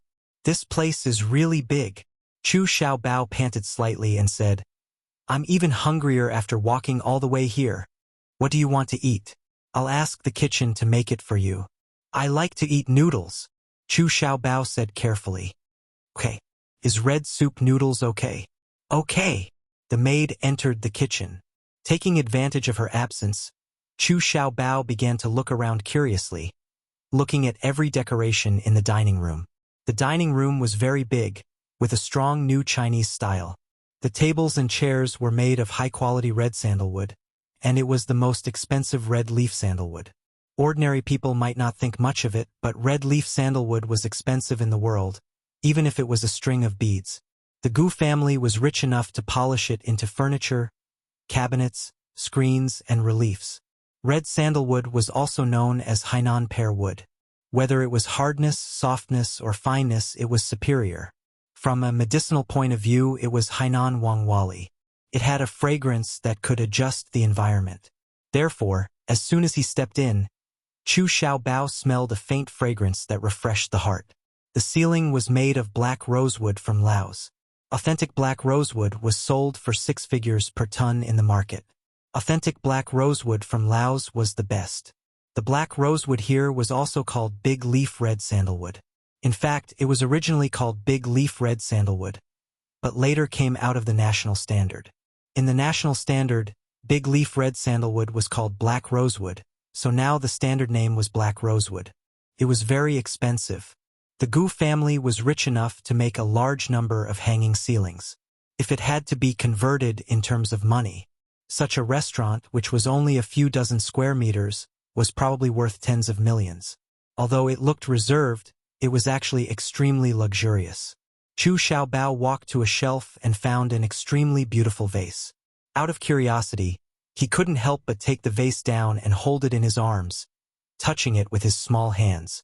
Behind him, the maid's gentle voice suddenly came, "Do you like to eat eggs?" Ah! Chu Xiaobao was startled. His hand trembled, and he almost dropped the vase. Fortunately, he was nimble enough to catch it. He let out a long sigh and turned around, but his heart still had lingering fear. "Sister, this vase is really beautiful. Is it very expensive?" When the maid saw the vase in his hand, she was slightly startled. Then she nodded and said, "Yes, it was indeed very expensive. But this is not a vase. This is enamel from the Ming and Qing dynasties, also known as cloisonne. It's an antique." Xiao Bao's hands almost trembled again. Antique? Cultural relics? He had seen special reports on cultural relics in the Forbidden City on television, so he had a very clear understanding of cultural relics. Cultural relics were priceless. It must be worth a lot of money. He tried to probe. Chapter 2732. If it's put up for auction, it'll start at a few million yuan. The maid smiled as she introduced it calmly. Chu Xiaobao held his breath for a moment. He put the enamel back in its original position in trepidation, feeling like he had just survived a disaster. If he hadn't caught it in time just now, would he have to pay for it? But he had seen on TV that those relics were carefully placed in glass cases. No matter how bad it was, it wouldn't be placed so randomly, right? What if an antique vase was placed in the dining room and someone accidentally broke it? Chu Xiaobao asked with lingering fear. Since this is an antique vase, why is it placed here so casually? Shouldn't it be more particular and be worshipped properly? The maid said disapprovingly, "Old master ordered this antique to be placed here. Why?" Chu Xiaobao was even more confused. Because old master thought it would look good here. What kind of reason was that? This handsome uncle was so rich that he didn't even care about antiques and placed them casually. He didn't feel the pinch even if they were broken. He was so envious. If he was so rich, he could eat 10 sanding buns every morning. He wouldn't have to worry about saving money for lunch. He could eat and drink as much as he wanted. If he was as rich as this handsome uncle, wouldn't he be able to eat all the delicacies in the world? Forgive him for being so useless. As long as he could eat his fill, wear warm clothes, and have an endless supply of delicious food every day, he would feel very happy. When Gu Jinglian woke up, it was 9 o'clock in the morning. His biological clock was very punctual. It was 9 o'clock in the morning. When the butler brought his clothes over, he couldn't help but ask, "Where's the child from last night?" "Old master, the child woke up very early and is having breakfast in the dining room now." Gu Jinglian raised his eyebrows slightly. However, he heard the butler say, "Old master, what should we do with the child?" Since he was awake and had eaten his fill, it was time to send the little guy away. He had already made an exception to let him stay at the Gu residence last night. Hence, Gu Jinglian instructed, after breakfast, send someone to take him to the police station. Master, won't you see him again? That child seems to be clamoring to see you. There's no need for that. It's hard not to feel annoyed when I see it. Yes, I understand. The butler nodded and retreated. Gu Jinglian held his head lazily and got out of bed. He walked to the living room and sat on the sofa. He took a sip of the tea that the housekeeper had just brewed. He was used to being particular about tea in the morning. He had a bad stomach. Therefore, in the morning, she was used to brewing a cup of black tea. It was warm and very nourishing for the stomach. Gu Jinglian felt relieved when he thought about how he was going to send the child away this morning. His ears finally had some peace and quiet. After Chu Xiaobao finished his breakfast, he heard the housekeeper say that he was going to be sent to the police station. However, he was a little reluctant and looked depressed. What about that handsome uncle? I want to find him. Master still has something to do after breakfast. It's not convenient for him to send you to the police station, so he ordered me to send you there. Chapter 27:33. He lowered his gaze in disappointment, as if he was a little sad. He couldn't help but feel a little lonely. Does handsome uncle hate me? Does he find me annoying? The old butler was slightly startled. He didn't know whether to laugh or cry. The child's thoughts were more meticulous than he had imagined. Master had never liked children. He had never been patient with children. Master liked cats and had a completely black cat by his side.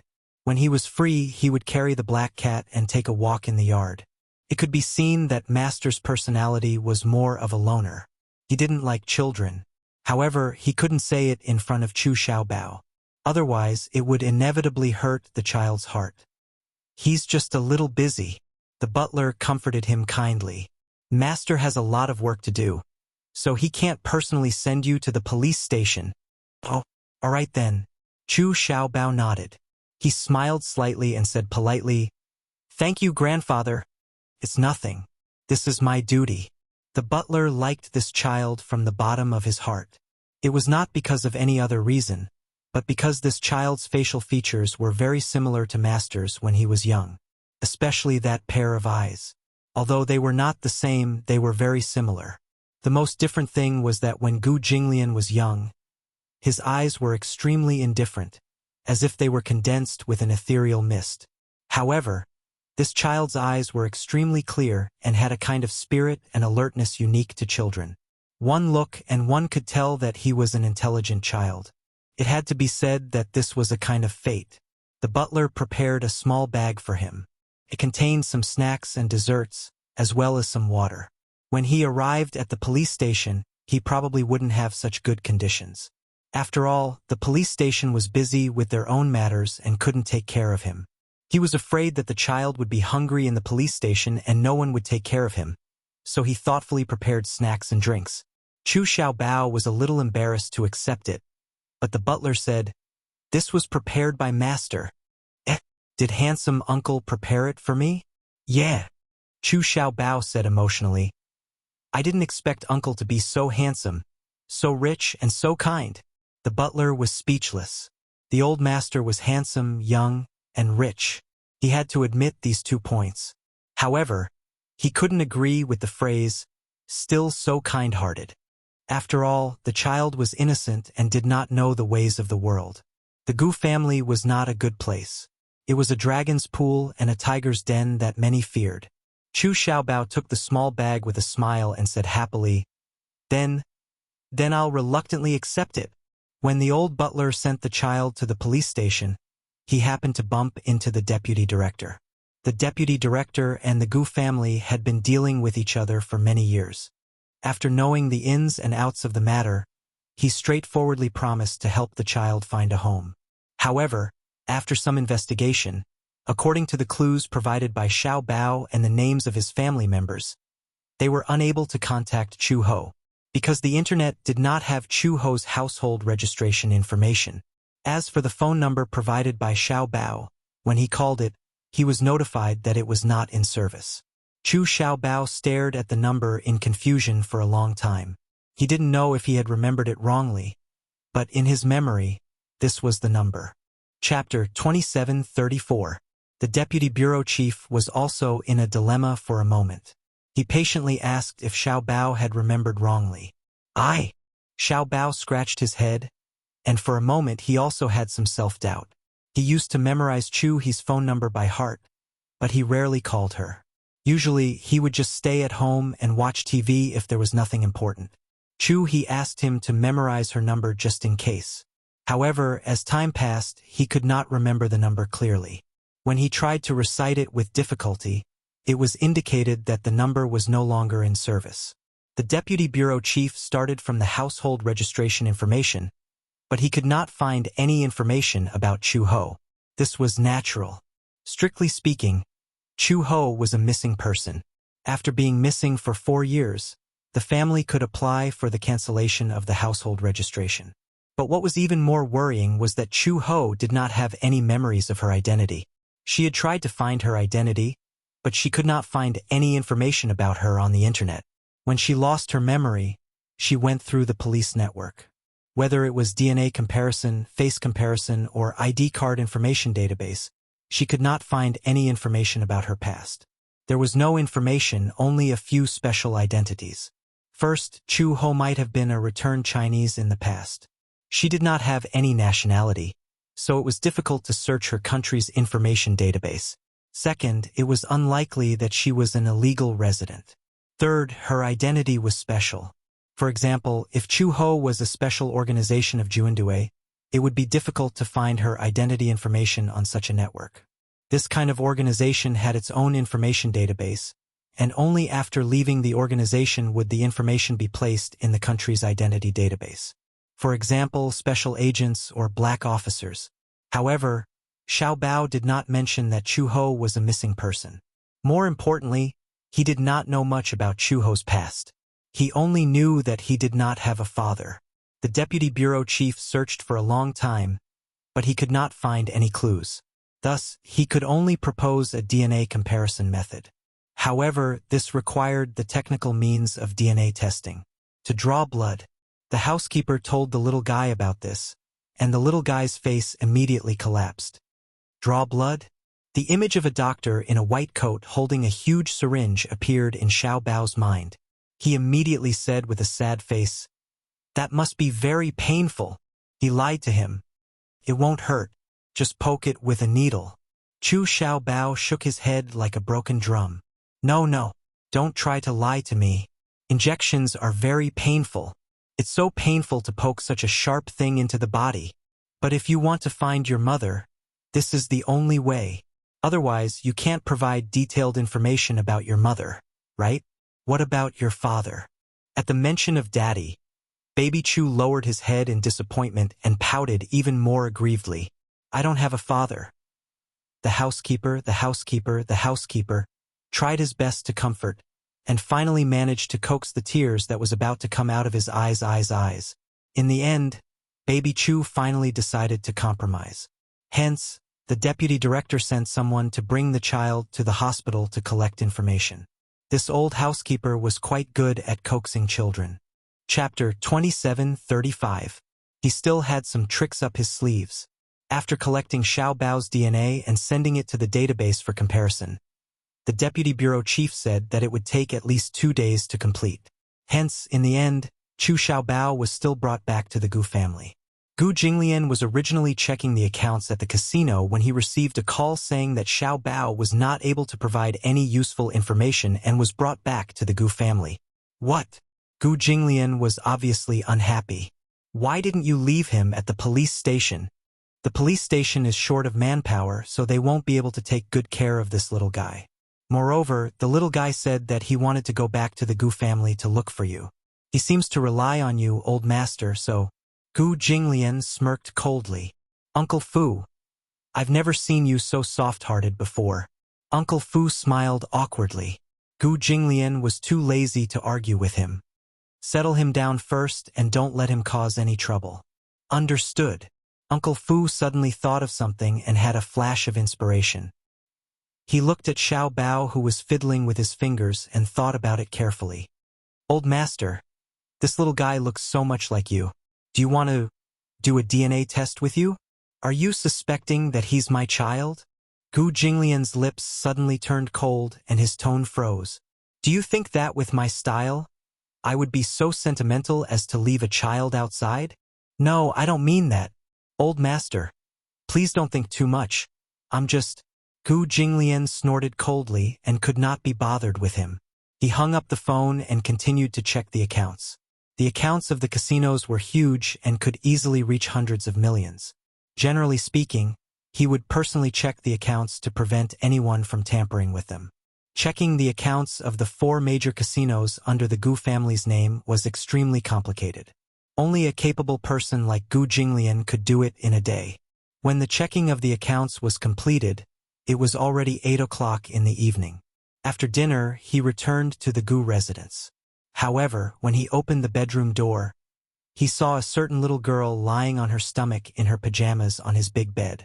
She was reading a fairy tale comic on the bed with great interest. His expression immediately turned cold. When Chu Xiaobao heard the sound of the door opening, he came back to his senses and turned to look at the door. When he saw that it was him, he immediately jumped off the bed and ran to him. He smiled and said, "Uncle, you're back?" Gu Jinglian's face darkened. "Why are you in my room?" "I asked Uncle Fu. He brought me here." Chu Xiaobao didn't have any ulterior motives and directly answered. Gu Jinglian's face turned ashen when he heard this. He gritted his teeth and said, "This old man? Uncle, please don't blame Uncle Fu. I was the one who wanted to sleep with you." Chu Xiaobao still knew how to make excuses for others. Gu Jinglian resisted the urge to kick him out of the door. He raised his hand and pointed to the door. "Go back to your room." He was used to living alone since he was young. He had been alone since he was 3 years old. This habit had never been broken even after he became an adult and had a woman. Even though he had had a woman before, he had never stayed with anyone. He was already used to sleeping alone. Moreover, with his unreasonable obsession with cleanliness, he hated having too much physical contact with anyone. For women, it was just a biological need. "I don't have my own room," Chu Xiaobao muttered, feeling wronged. Chapter 27:36. But it's so lonely to sleep alone. Moreover, the room is so big. I'm a little scared. I keep feeling that this house is eerie and scary, as if it's haunted. Chu Xiaobao had seen a domestic horror movie before, and the plot was set in such an ancient house. Just thinking about it made his hair stand on end. Gu Jinglian's gaze turned colder, and his thin lips parted slightly. "Kid, my patience is limited." Before he could finish speaking, Chu Xiaobao suddenly grabbed his hand and led him to the sofa with a smile on his face. Gu Jinglian was pushed to sit on the sofa with a blank expression. Chu Xiaobao went behind him with a fawning expression and started to massage his shoulders vigorously with his 2 small hands. "Uncle, are you tired? Let me massage your shoulders." Gu Jinglian was speechless. This kid seemed to be good at bootlicking. "Trying to please me?" He raised his eyebrows coldly and glanced at him from the corner of his eye. He was not going to fall for this. "No, I really think that Uncle has worked hard. You must be tired after work. Let me massage your shoulders, you should be able to relax a lot." The corners of Gu Jinglian's lips twitched violently. Xiaobao massaged his shoulders vigorously. Although he did not have much strength, he put in a lot of effort to massage him. After a while, he was sweating profusely and his back was covered in a layer of sweat. Gu Jinglian was too lazy to interrupt him. As he massaged his shoulders, he said patiently, "Uncle, your house is so big." Gu Jinglian did not reply. Xiaobao continued to nag to himself. "One bedroom is as big as my house. Moreover, the bathtub is so big. It can raise so many goldfish. And it's not good to live in a house that's too big." Xiaobao said eloquently. "Such a big house makes people feel very insecure. Moreover, it's eerie, as if it's haunted." Chu Xiaobao saw that he was indifferent from the start to the end, and like a loyal dog wagging its tail, he walked over to him and lay on his lap. He lifted his little face, but his expression was so innocent that no one could bear to reject him. I'm most afraid of the dark and ghosts. If Mommy was here, she would sleep with me no matter how late she came back. So, Uncle, can you keep me company tonight? I'll tell you a story and coax you to sleep. He finally revealed his motive. This little fellow was only 5 years old, but he was already quite scheming. He knew that he had to curry favor with someone in order to achieve a goal. Gu Jinglian smirked and retorted, "Do you think I'm you? It's okay. Uncle's sleeping alone. You're lonely? I can keep you company too. I'm a very interesting storyteller. I can tell you any story you want to hear." He did not have the habit of listening to bedtime. Gu Jinglian commanded coldly, "Go back to your own room." Xiao Bao's expression froze. Gu Jinglian's coldness had frightened him. When he thought of going back to that big but eerie room and sleeping alone in the dark, he felt extremely aggrieved. He suddenly pouted, and his handsome and adorable face instantly wrinkled. His eyebrows were slightly furrowed, and he looked like he was about to cry. Chapter 27:37. Gu Jinglian suddenly felt a headache coming on. He was already fuming from reconciling the accounts. Now that he was crying and throwing a tantrum, his head hurt even more. As he cried, he saw Gu Jinglian's gloomy face. He was just putting on an act, but seeing that his expression was not, he was completely scared to tears. Hence, he sat down on the ground and rubbed his eyes with his chubby little hands. His wails were quite earth-shattering. It was as if the whole world was going to shake after his cries. Once a child's childish voice cried. His voice would be sharp and ear-piercing, especially loud. Gu Jinglian was shocked by his cries. He stared blankly at the crying little guy. "Boo-hoo! Boo-hoo! Uncle, you're so bad. You're so heartless. Boo-hoo! Uncle, you're a bully, he cried bitterly, and as he cried, he complained about his crimes. "Stop crying." Gu Jinglian shouted at him. He glared at him fiercely. His fierce gaze frightened the little boy even more. Before he could finish a coherent sentence, Chu Xiaobao cried hysterically again, abruptly interrupting him. "Wah!" Gu Jinglian suddenly had a splitting headache, but there was nothing he could do about it. He was at a loss. He shouted at him again, "If you cry again, I'll throw you into the pond to feed the fish." "Wah! Uncle wants to throw me to feed the fish. Wah!" Chu Xiaobao cried even more sadly, as if Gu Jinglian had done something so outrageous that even the heavens could not tolerate it. Gu Jinglian wanted to strangle him. He had never been patient with children, let alone the ability to deal with them. Just hearing Xiao Bao's cries echoing in his ears made him extremely irritated. The fiercer he was, the more Chu Xiao Bao cried. His eyes were red and swollen, and tears kept flowing out of his eyes. Pay attention, they were tears. He did not know where this child got so many tears from. They flowed without stopping. Were his eyes the source of a spring? Gu Jinglian had completely lost his patience. He suddenly stood up and wanted to leave. If this little fellow wanted to stay in this room, he would change rooms. In short, he didn't have the patience to coax this little ancestor. However, just as he stood up, Chu Xiaobao immediately cried and hugged his thigh, not letting him go. "Uncle, uncle, don't abandon me. Don't abandon Xiaobao," Gu Jinglian said coldly. "I'm warning you, let go. Uncle, other than my mother, you're the best person to me. Even you don't want me anymore." Gu Jinglian was startled. Chu Xiaobao's tearful and sorrowful attack left him at a loss for words. Xiaobao didn't have a father since he was young. Uncle is like Xiaobao's father. He cares about Xiaobao and takes care of Xiaobao. Xiaobao silently swore in his heart that when he grows up, he will repay Uncle well and take care of him when he's old and when he's old. This guy was cursing him? Is it because Xiaobao is too troublesome, so Uncle doesn't want Xiaobao anymore? Gu Jinglian said bluntly. Yes. Xiaobao stopped crying and stared at him anxiously. You're very annoying. Xiaobao's tearful eyes were glistening. Really? Xiaobao is really annoying.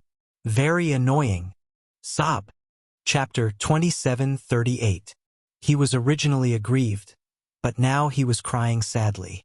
Gu Jinglian was upset. He got up anxiously, left the room, and slammed the door. Surprisingly, Xiao Bao did not chase after him. Instead, he cried even more sadly and fell to the ground. It was as if he had been abandoned by the whole world. He cried with incomparable despair. Gu Jinglian slept in the guest room. The guest room was very small compared to the master bedroom. He liked large rooms. Perhaps it was his personality. He did not like small spaces, just like his ambition that could not be underestimated. Xiao Bao's crying made him full of anger.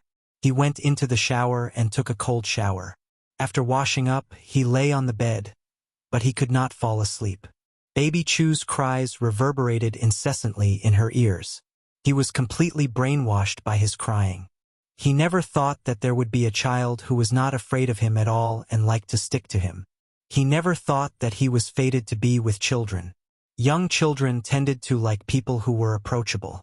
However, it was precisely the keyword of approachability that he had no contact with. Unfortunately, he met this little brat. No matter how he threw a tantrum, glared at him fiercely, and shouted at him fiercely, he was fearless. Instead, he actually felt sad when he said those heart-wrenching words. Dependence? Why did this child rely on him for no reason? Gu Jinglian closed his eyes, but Xiao Bao's pitiful little face appeared in front of him. He suddenly opened his eyes, and his childish words seemed to echo in his ears. "Uncle, I'm scared. I'm scared. You are the person who treats me the best in the world besides my mother. Even you don't want me anymore?" This little guy was quite pretentious. Was he still crying? Could it be that, because of his unintentional hurtful words, he was so sad that he did not sleep and was still hiding in the room and crying? Another scene appeared in Gu Jinglian's mind. Xiao Bao was trembling under the blanket alone, hiding under the blanket, because he was afraid of the dark. He was so scared that he did not even dare to breathe loudly and was shivering. Children were all afraid of the dark, ghosts, and demons. He was only 5 years old, so he didn't have any ability to resist these things. What he said just now was indeed very hurtful. After all, she was a child. It was normal for her to be pretentious. Moreover, even if she liked to stick to him, it would only be for a short while. He was a man. Why would he be so calculative with a child? Gu Jinglian was caught in a dilemma. Half an hour later, he appeared at the door of the master bedroom again. He really felt like he was possessed.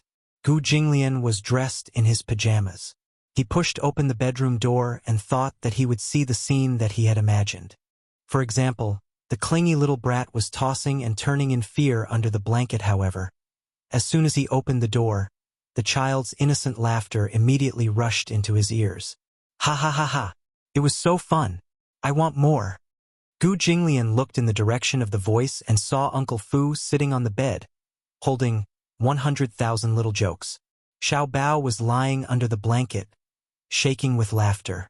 There were tears in the corners of her eyes, but they were not tears of sadness or fear. Instead, they were tears of laughter from the jokes. Gu Jinglian was speechless. What the hell? Chapter 2739. The child's face and the weather in June could really change so quickly. Uncle Fu heard the commotion at the door and immediately looked up. When he saw that it was him, he immediately stood up and smiled wholeheartedly. "Old master, why aren't you asleep yet?" "Not asleep yet." Wasn't it because he was worried that the little rascal was so frightened that he couldn't sleep well? Chu Xiaobao also noticed him and looked over. First, he glanced at him. Then he crossed his arms angrily and turned his face to the side, as though he was angry with him. Humph! He seemed to be angry at him and snorted disdainfully. Angry at him? Gu Jinglian felt the anger that had subsided suddenly surge up again. He still had the cheek to be angry with him? Chu Xiaobao asked angrily, "Why are you back? You still have the cheek to look for me?" Chu Xiaobao said angrily, "Are you asking me to forgive you?" "Humph! Scoundrel, big scoundrel, I won't forgive you." Gu Jinglian was so angry that his face was contorted. He glared at him, but before he could say anything, Xiao Bao made a face at him and said, "Scoundrel, go away. I don't want to see you." Gu Jinglian's face was as gloomy as it could get. He had the urge to kick him out.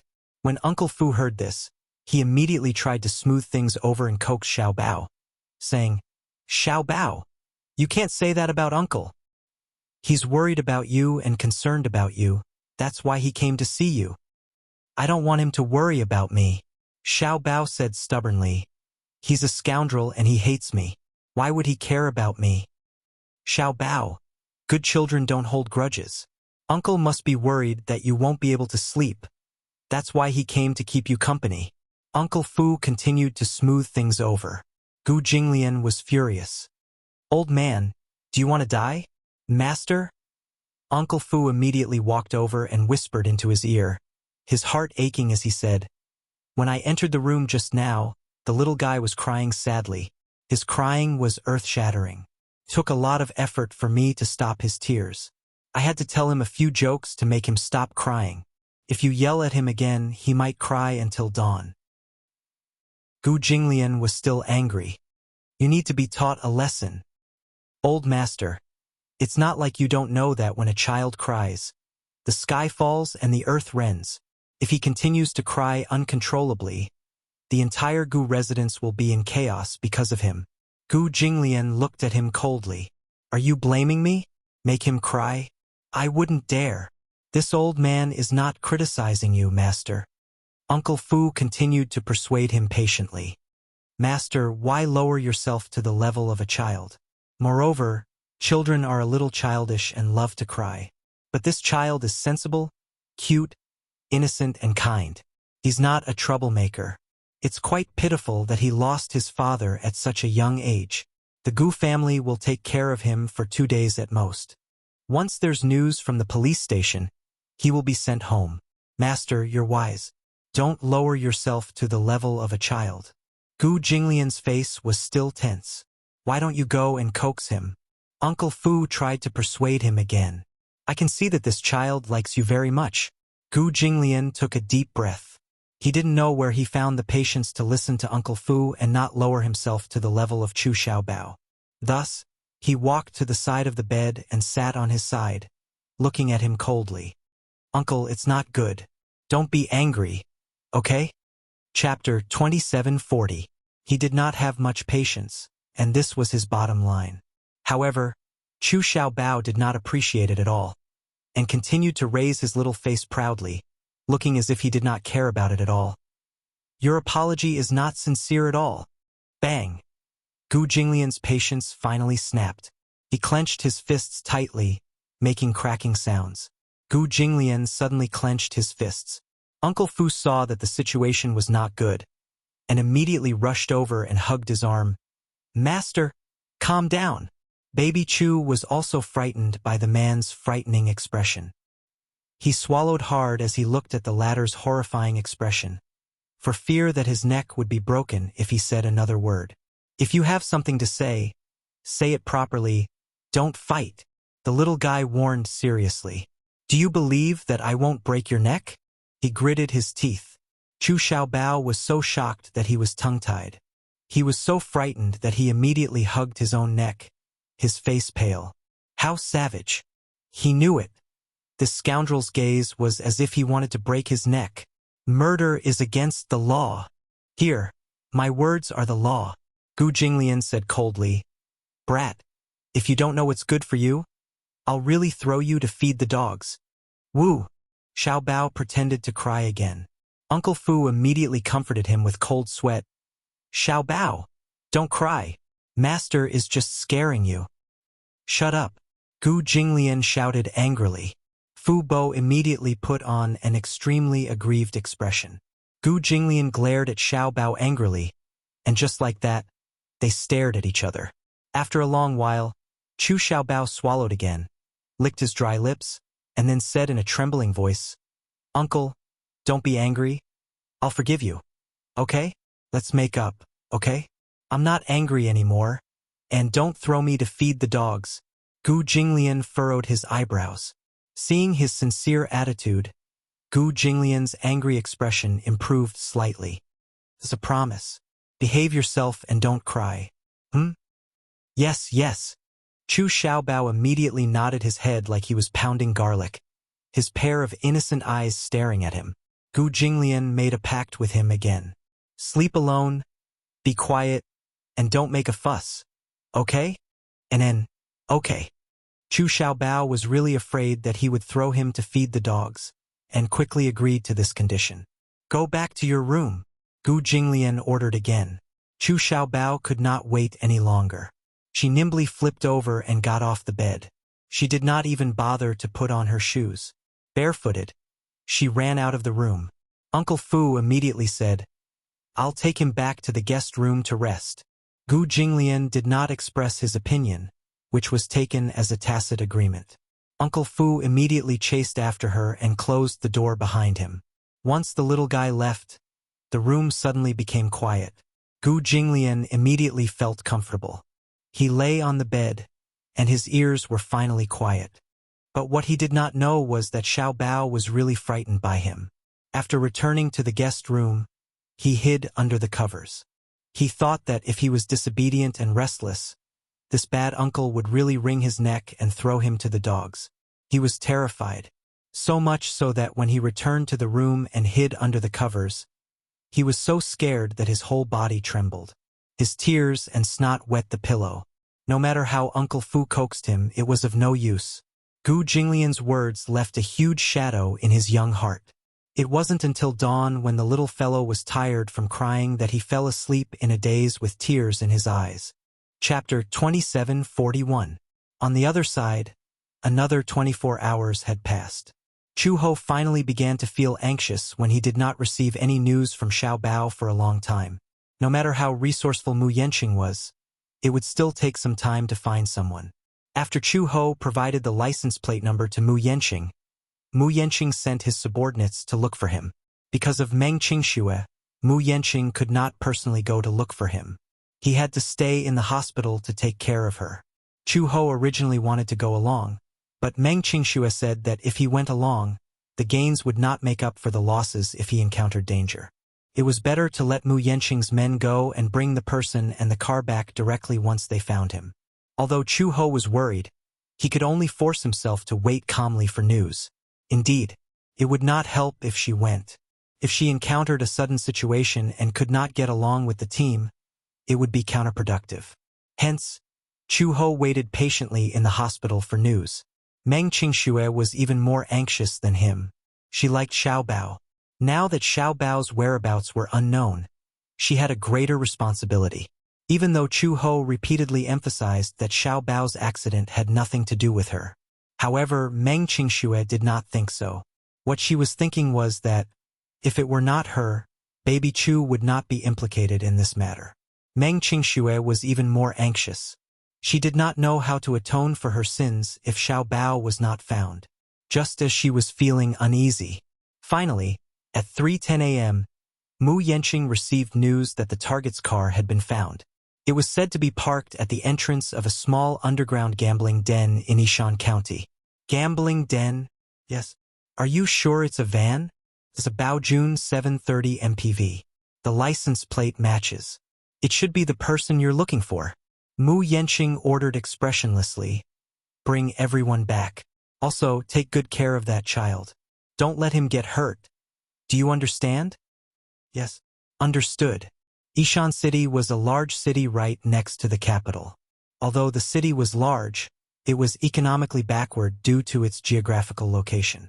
Originally, the country wanted to support it, but Yishan City was surrounded by mountains.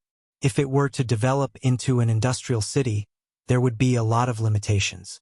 Therefore, Yishan City still focused on agriculture. Many young men and women who were born in Yishan City would go to Beijing to work after graduation. Tong'an County was one of Yishan City's counties with relatively good economic development. When Mu Yanqing's men arrived at the scene, they saw the Baojun with the black license plate A87B9L parked quietly outside the entrance. These two men were born and raised in Yishan City. One was called Luo Qing, and the other was called Luo Hao. They both came from Luo village. 2 years ago, they followed a large group of people from the county to work in the capital. In the beginning, they could bring home some money at the end of every year. However, as time passed, they gradually picked up some bad habits in the bustling metropolis. For example, gambling and ice skating. Ice skating was naturally not the kind of ice skating. They were involved in eating, drinking, whoring, and gambling. As time passed, the savings they had accumulated were all squandered. The money they earned from working was not enough to pay off their debts. Thus, when they were at their wits' end, they began to engage in some unclean activities. Chapter 2742. Meng Qingxue was the biggest order they had ever taken on. After robbing the money from Song Enya, they returned to Ishan City. Initially, they vowed to start a small business, but as soon as they returned to Ishan City, they plunged into the county's gambling den. In just 2 days, they squandered more than half of the money they had earned. When Mu Yanqing's men arrived, they followed the clues and found their car. Hence, they sneaked into the small gambling den. The gambling house was a common type of underground gambling house. They usually played bullfights and the like. It was not a big deal, but this was only compared to the big gambling houses in the capital. A single win or loss could easily cost thousands or tens of thousands. For Ishan City, where the average income per person was less than 2 days, this was already an astronomical figure. At this time, the atmosphere in the underground gambling den was at its peak. When he found Luo Qing and Luo Hao and Luo Qing were playing happily. Luo Hao was casually chewing on a cigarette with a poker card in his hand. Amidst the smoke, his eyes were half closed. Luo Qing was standing behind him, watching with great interest. Suddenly, someone patted him on the shoulder. Luo Qing waved his hand unhappily. "Don't bother me. I'm nervous." "Are you Luo Qing?" A man's incomparably cold voice suddenly came from behind. Luo Qing froze for a moment before turning his head in shock. When he did, he saw a few men in black suits standing behind him. They were tall and sturdy, and their expressions were cold. The man in the lead had a pair of hawk-like eyes that stared fixedly at him as if they were knives. Who are you?" Luo Qing swallowed hard and asked in a daze. "Don't care who we are. Are you Luo Qing?" Luo Qing suddenly realized something and his whole body began to tremble. He probably vaguely realized the identity of these people in front of him and staggered a step with a guilty conscience. Unexpectedly, he was also a quick-witted person. He knew that this group of people was coming for him and Luo Hao, so he quickly turned around and ran. "Chase after them." Luo Qing ran out of the door, quickly unlocked the car, and started it. Seeing that the men in black suits were about to catch up, he stepped on the accelerator and wanted to escape. Alas, who would have thought that he would fall into a trap? Did they not know who sent these people? Most of them were soldiers. After careful consideration, they had already guessed that these 2 people would be restless and want to escape. Hence, they had done something to the car in advance. The 4 front and rear tires were ruthlessly punctured. When they stepped on the accelerator, the car suddenly skidded, and the tires idled, and they almost flipped over. Luo Qing held on to the steering wheel, drenched in cold sweat, knowing that he could not escape, but he did not dare to get out of the car. The man in the black suit stepped forward and grabbed the handle of the car door. He pulled it and it was locked from the inside. Luo Qing was secretly pleased with herself, but she did not expect the man to be so ruthless. She did not know where he got his strength from, but he pulled the locked car door open fiercely. "Get out of here. Behave yourself." Chapter 2743. Thinking that these men were sent by Song Enya, he immediately said, "I was wrong. I know I was wrong. I shouldn't have snatched that money. I'll definitely return Miss Song's money. 100,000 yuan. Not a penny less. Please don't take me to jail. I beg you." "What nonsense are you spouting?" The man kicked him fiercely, and Luo Qing immediately fell silent. Soon, Luo Hao was also dragged out of the gambling den. He had just won some money and was feeling smug. However, before he could count the money in his hand, a group of strong men appeared out of nowhere and dragged him out. Even when his hands were handcuffed, he still didn't know what was going on. It was only when he was taken out of the door and saw Luo Qing squatting on the ground that he understood what was going on. So that's what happened. He also thought that Song Enya had called the police to arrest them. He could not believe that this woman really dared to call the police. For a moment, he gritted his teeth in hatred. However, Just as they thought that they would be taken to the police station for interrogation, a man in black walked up to them and questioned in a deep voice, "Where's the child?" The child. Luo Qing and Luo Hao looked at each other in shock before saying, "The child isn't with us." "Who sent you here? Did Miss Song send you?" "What Miss Song?" The man frowned unhappily and immediately took out a photo from a hidden pocket in his suit. It was a photo of Xiao Bao when he was 4 years old. Luo Qing stared at it for a long time before he realized who the child this man was talking about was. You're looking for this child?" Luo Qing immediately said, "This child isn't with us." "Where's the child?" "The child—" Luo Qing was in a dilemma. Luo Hao also said gloomily, "The child really isn't with us. Wasn't he left in that warehouse? We took the money and left. We didn't care about the child." The man furrowed his eyebrows, clearly confused. Thus, he gave the others a look one after another. "Let's bring these 2 people back first. Let Chairman Mu handle it." Yes. After a 12-hour drive, Luo Qing and Luo Hao were brought back to the capital overnight. In the ward, Luo Qing and Luo Hao were dragged into the ward. Chu Ho had not slept for 2 days and 2 nights. She was extremely sleepy, but because she was worried about Xiao Bao, she had not slept for 48 hours. She was so tired that her eyes were bloodshot. "Chairman Mu, we've brought them." Luo Qing and Luo Hao were dragged into the ward. Their backs were violently kicked, and the 2 of them fell to the ground in an extremely sorry state. They struggled to stand up, but the black-clothed man behind them kicked them again. They could only kneel on the ground obediently with a mournful expression. "Chairman Mu, these 2 men are called Luo Qing and Luo Hao. They are the people you're looking for." Mu Yenqing frowned and asked, "Where's the child?" He stood up abruptly and staggered over to them. She sized them up before turning around and asking, "Qingxue, were these 2 really the ones who took baby Chu away that day?" Chapter 2744. Chu Ho turned around again, this time without any grace. She suddenly went forward, grabbed Luo Qing's collar with one hand, and asked fiercely, "Where did you hide Xiao Bao?" "Xiao Bao? Are you talking about that chubby little boy?" Luo Qing asked in confusion. He did not remember the child's name. "Don't you care? Where did you hide the child that you took away from here that day? Speak." Chu Ho's voice was laced with a thunderous aura. For 2 days and 2 nights, there was no news of Xiao Bao, and her patience had been exhausted. Luo Qing was scared half to death by her fierce expression. He trembled all over, and even his voice was trembling. That child wasn't hidden by us. We were just following orders. That child was brought to the capital by us. Then we took the money and left.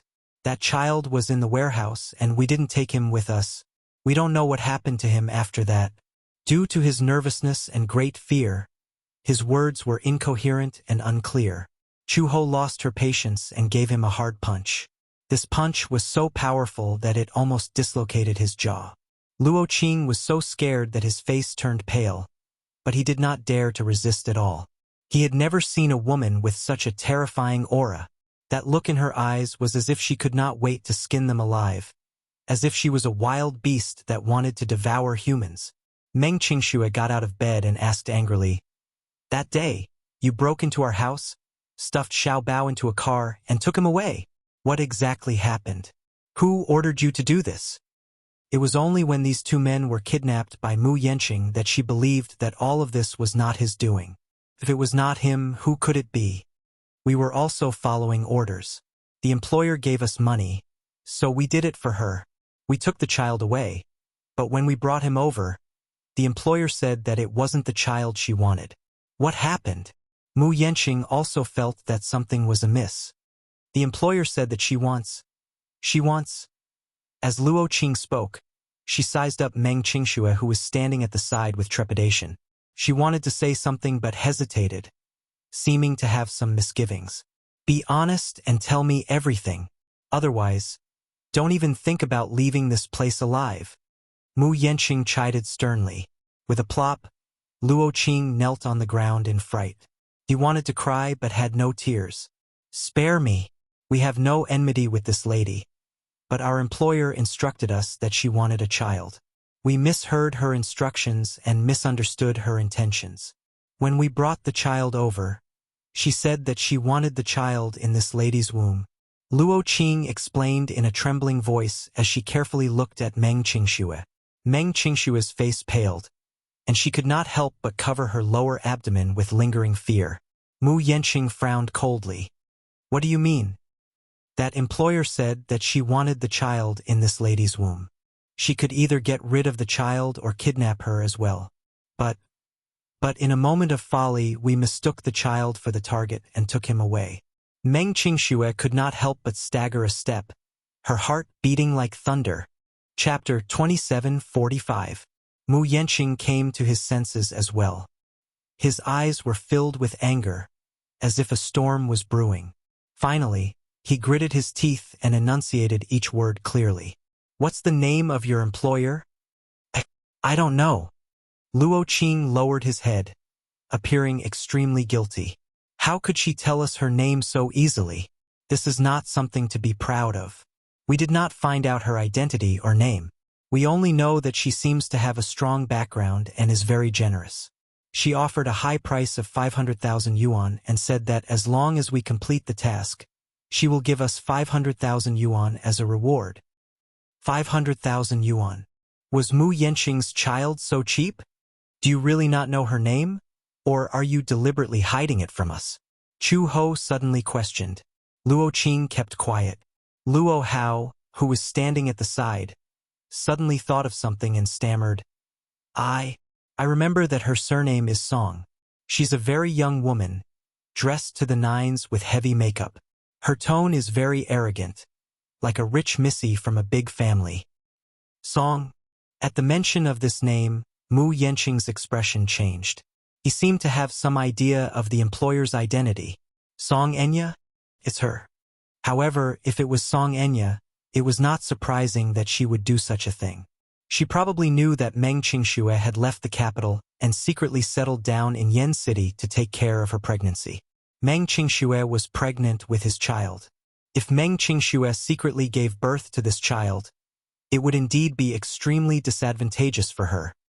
He was not surprised that she would do this. Meng Qingxue was stunned, only to see a strange expression on Mu Yanqing's face. Being a sensitive person, she immediately guessed that he must have guessed who this employer with the surname Song was. Furthermore, he was very familiar with it. So when Luo Hao mentioned this surname, Mu Yanqing's expression changed instantly. You know her? Meng Qingxue could not help but ask. Mu Yanqing remained silent. Tell me. Meng Qingxue clenched her fists and said coldly, At this point, are you still trying to guard against me and hide everything from me? Mu Yanqing, I'm sure you know who this employer is. Tell me, who is it? Mu Yanqing looked at her with a complicated expression. Then he took a deep breath and said weakly, Song Enya. Song Enya? This name was unfamiliar to Meng Qingxue, and she was puzzled. Mu Yanqing stroked his forehead with a headache and explained, She's my fiancée. Boom!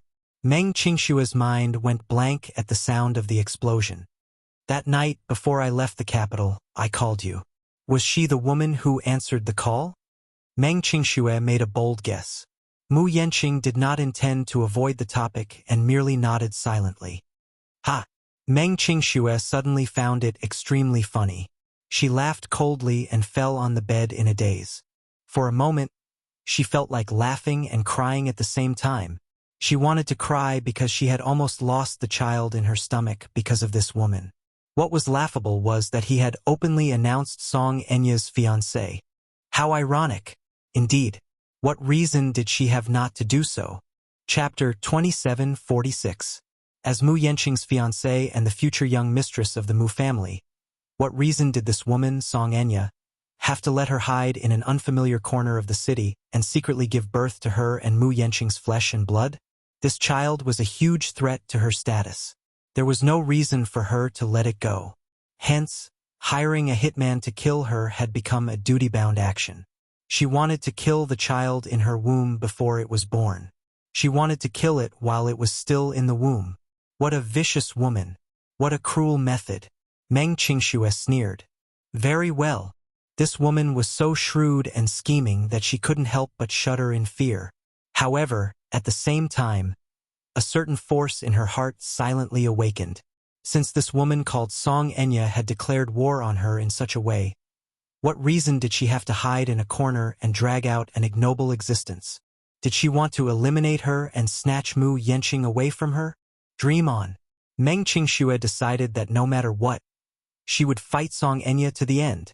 She wanted to take back everything that belonged to her, even if it didn't belong to her. With this thought in mind, Meng Qingxue laughed coldly. Seeing her sneer, Mu Yenqing thought that she had been provoked. Just as he was about to walk over, Meng Qingxue pushed him away fiercely. Looking at Luo Qing and Luo Hao, she questioned fiercely, "Where is the child now?" "Great aunt, we really don't know. After taking the money, we took it that we had completed our mission and left. How could we be in the mood to care about that child?" "So, you left the child there?"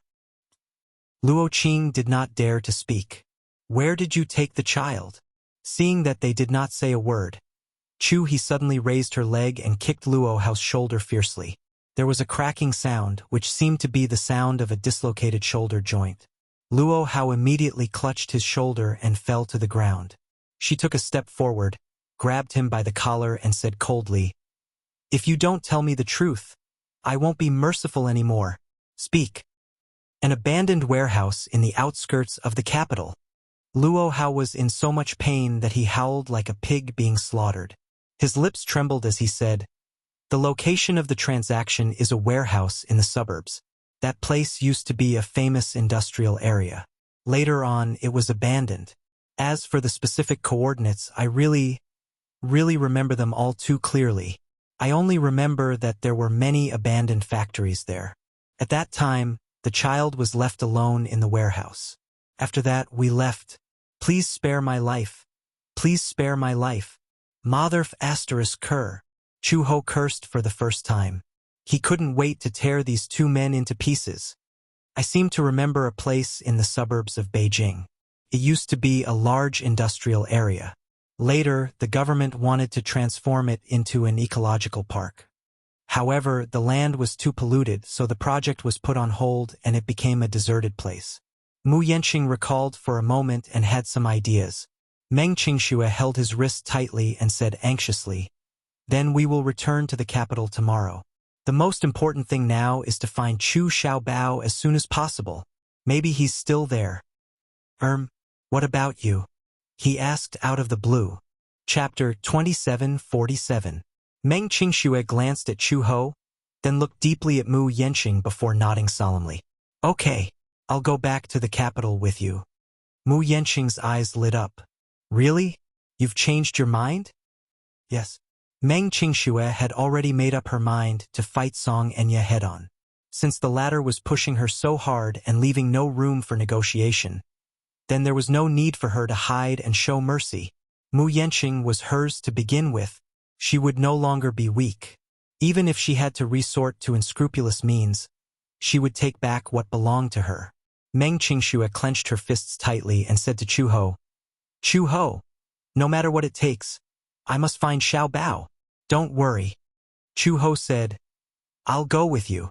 Mu Yenqing glanced at Meng Qingxue. Seeing that she did not object, he nodded. "Then let's pack up immediately and prepare to return to the capital." "Okay." Ever since Gu Jinglian scolded Xiao Bao that night, Xiao Bao did not like to stick to him, nor did he call him uncle. In the morning, Xiao Bao woke up and stayed in his room alone. Uncle Fu liked him, so he took special care of him and carried a stack of comics for him. Uncle Fu had specially bought this stack of comics. Uncle Fu realized that this child seemed to be especially interested in drawing. No matter how restless he was, once a comic book was placed in front of him, he would immediately calm down. Hence, for the entire morning, Xiao Bao stayed in his room and quietly flipped through the comic books. During lunchtime, a call from the police station came in. On the other end, the deputy chief was holding the DNA report and comparing it with the data obtained from the DNA gene bank. He held the phone in his hand and was confused. He did not beat around the bush and went straight to the point. Xiao Bao's DNA test results are out. When will you bring him to the police station to find out more about it? Have you found his family members? Yes, but I'm a little doubtful about the authenticity of this result. Perhaps there's a mistake with the system. So, is it convenient for you to tell Mr. Gu to come to the police station with Xiao Bao personally? There are some situations that require his presence. Uncle Fu furrowed his brows, nodded, and said solemnly, I understand. As soon as Gu returned to the Gu residence, Uncle Fu came up to him nervously and briefly explained the matter. Why do you want me to go? That's what the chief said. President Gu, do you have any plans for the afternoon? No, Gu Jinglian said lightly. I have no patience for that child anymore. You can just send him to the police station. After saying that, he walked around Uncle Fu and walked towards the study. Butler Fu suddenly chased after him carefully and said worriedly, Mr. Gu, I suspect that the director asked you to go with him personally, not because of any other reason. It's because you have to go. Gu Jinglian sized him up coldly with a strange expression. He asked faintly, What do you mean by that? Uncle Fu stammered and seemed to have some concerns. I can't really say because there's something that I'm not sure about. Anyway, old master, there's nothing wrong with you going along and personally verifying it. Chapter 2748. Uncle Fu could only explain vaguely. I don't really understand what the deputy bureau chief meant. He only said that there are some things that you need to verify personally. I suspect that the results of the DNA investigation are probably related to you. Me? Gu Jinglian curled his lips coldly and his gaze gradually turned cold. What does it have to do with me? Uncle Fu lifted his eyes and glanced at him. Then, he said carefully, it's a parent-child relationship. Gu Jinglian's expression changed. Then, as if he had heard the funniest joke in the world, he said coldly, You're joking with me. Old master, I wouldn't dare. Even if I had eaten a bear's heart and leopard's guts, I would never dare to joke about such things. Uncle Fu felt extremely wronged. He looked like he was about to burst into tears. Gu Jinglian snorted coldly. That's impossible. How can that little rascal be my son? He's so timid and stupid. My son would definitely not be as stupid as him. Uncle Fu thought to himself, Isn't it a little too early for old master to say these words? What if he got slapped in the face? Suddenly, there was some movement in the room. Uncle Fu could not care less about Gu Jinglian's expression. He hurriedly pushed open the door and rushed into the room. He saw Xiao Bao lying on the bed, his tender and fair legs bouncing up and down. He seemed to be really satisfied. The commotion just now was because his movements were a little too big, and he accidentally swept the finished comic book to the ground. When Uncle Fu carried Xiao Bao out of the room, Chu Xiao Bao was halfway through the comic book. It was an exciting moment when he was abruptly interrupted. He felt extremely wronged. His little face was wrinkled and he looked like he wanted to cry but had no tears. However, when Uncle Fu carried him out, the little guy looked up and saw Gu Jinglian leaning against the door with his arms crossed and a cold expression. Especially when the little guy met Gu Jinglian's incomparably cold gaze. His originally stormy little face completely collapsed. He closed his eyes tightly and opened his mouth, letting out a wail. He was so frightened that he started crying loudly. Wah! Gu Jinglian was already in a bad mood. He was even more baffled by the little guy's actions. His face suddenly became gloomy, and as a result, his expression became even more cold and terrifying. Xiao Bao could not help but feel his hair stand on end. He grabbed Uncle Fu's sleeve tightly, because he was afraid. He finally could not care less about his little stubbornness and started crying loudly and wantonly. I want to go home. Mommy! He cried loudly and hugged Uncle Fu tightly. Tears rolled down from his eyes uncontrollably. Mommy! I want Mommy! Gu Jinglian had a splitting headache from his actions. He shouted angrily, Don't cry! This ferocious cold shout scared Xiao Bao even more. He waved his hands, obviously wanting to stay away from Gu Jinglian as if he was seeking protection. He stared at Uncle Fu with tears in his eyes. making people feel pity for him. Sob sob. I want to go home. I don't want this, uncle. Xiao Bao, don't cry. Okay? Be good, we'll take you to find mommy. Uncle Fu immediately comforted him. Uncle, carry me. Okay? I don't want him, I don't want this uncle. This uncle is so fierce. He'll definitely eat me. Chapter 27:49. Even if uncle doesn't eat me up, he'll break my neck and feed me to the dogs. Boo-hoo. Xiao Bao doesn't want to die. Gu Jinglian's threat from last night was still fresh in his mind. Uncle Fu coaxed him helplessly. Uncle is not a monster. Gu Jinglian was extremely helpless. He finally couldn't take it anymore and sent someone to drive the car over. Then he instructed Uncle Fu, hurry up and send this little guy to the police station. With that said, he went into the study in frustration and slammed the door shut. Uncle Fu couldn't help but shrug nervously at the loud noise. Uncle Fu had no choice but to send Xiao Bao to the police station alone. The car slowly drove into the police station. Uncle Fu carried Xiao Bao out of the car and walked into the police station. The bureau chief had been waiting for him for a long time. He was surprised to see that Gu Jinglian didn't come with him. Where's Mr. Gu? Mr. Gu is very busy. Deputy Bureau Chief, please tell me what you need. The Deputy Bureau Chief frowned and sighed. It's like this. We sent Xiao Bao's DNA to the gene bank for comparison. The results are a complete match with Mr. Gu's. That means this child might be related to Mr. Gu by blood. Might be. We can't rule out the possibility that there's something wrong with the system. So I wanted to invite Mr. Gu along to see if he's willing to cooperate and do a DNA test with Xiao Bao. This way, the results will be more accurate. Uncle Fu lowered his head and glanced at Xiao Bao, who was trembling in his arms. He frowned and suddenly hissed. He seemed to be worried. As if he had gone through a long mental struggle, he suddenly asked cautiously, Mr. Gu isn't here, but for the DNA test, can we use his hair? When he was cleaning the room this morning, he paid special attention to the bed pillow. It took him a lot of effort to find a very short strand of hair on Gu Jinglian's bed. Thus, he collected it. It was not because of any other reason. It was because Xiao Bao and Gu Jinglian looked too similar. In this world, there were no two leaves that were exactly the same, and there were no two people who looked so similar for no reason.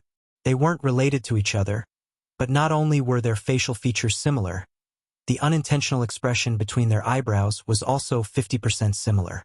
He paid special attention to it. Coincidentally, the deputy director had called him in the morning to tell him the results. Uncle Fu felt even more strange in his heart. He increasingly suspected that Xiao Bao and Gu Jinglian were really related by blood. Could it be that he was Master's illegitimate child? Thus, Uncle Fu carefully took out a well-wrapped handkerchief from his pocket.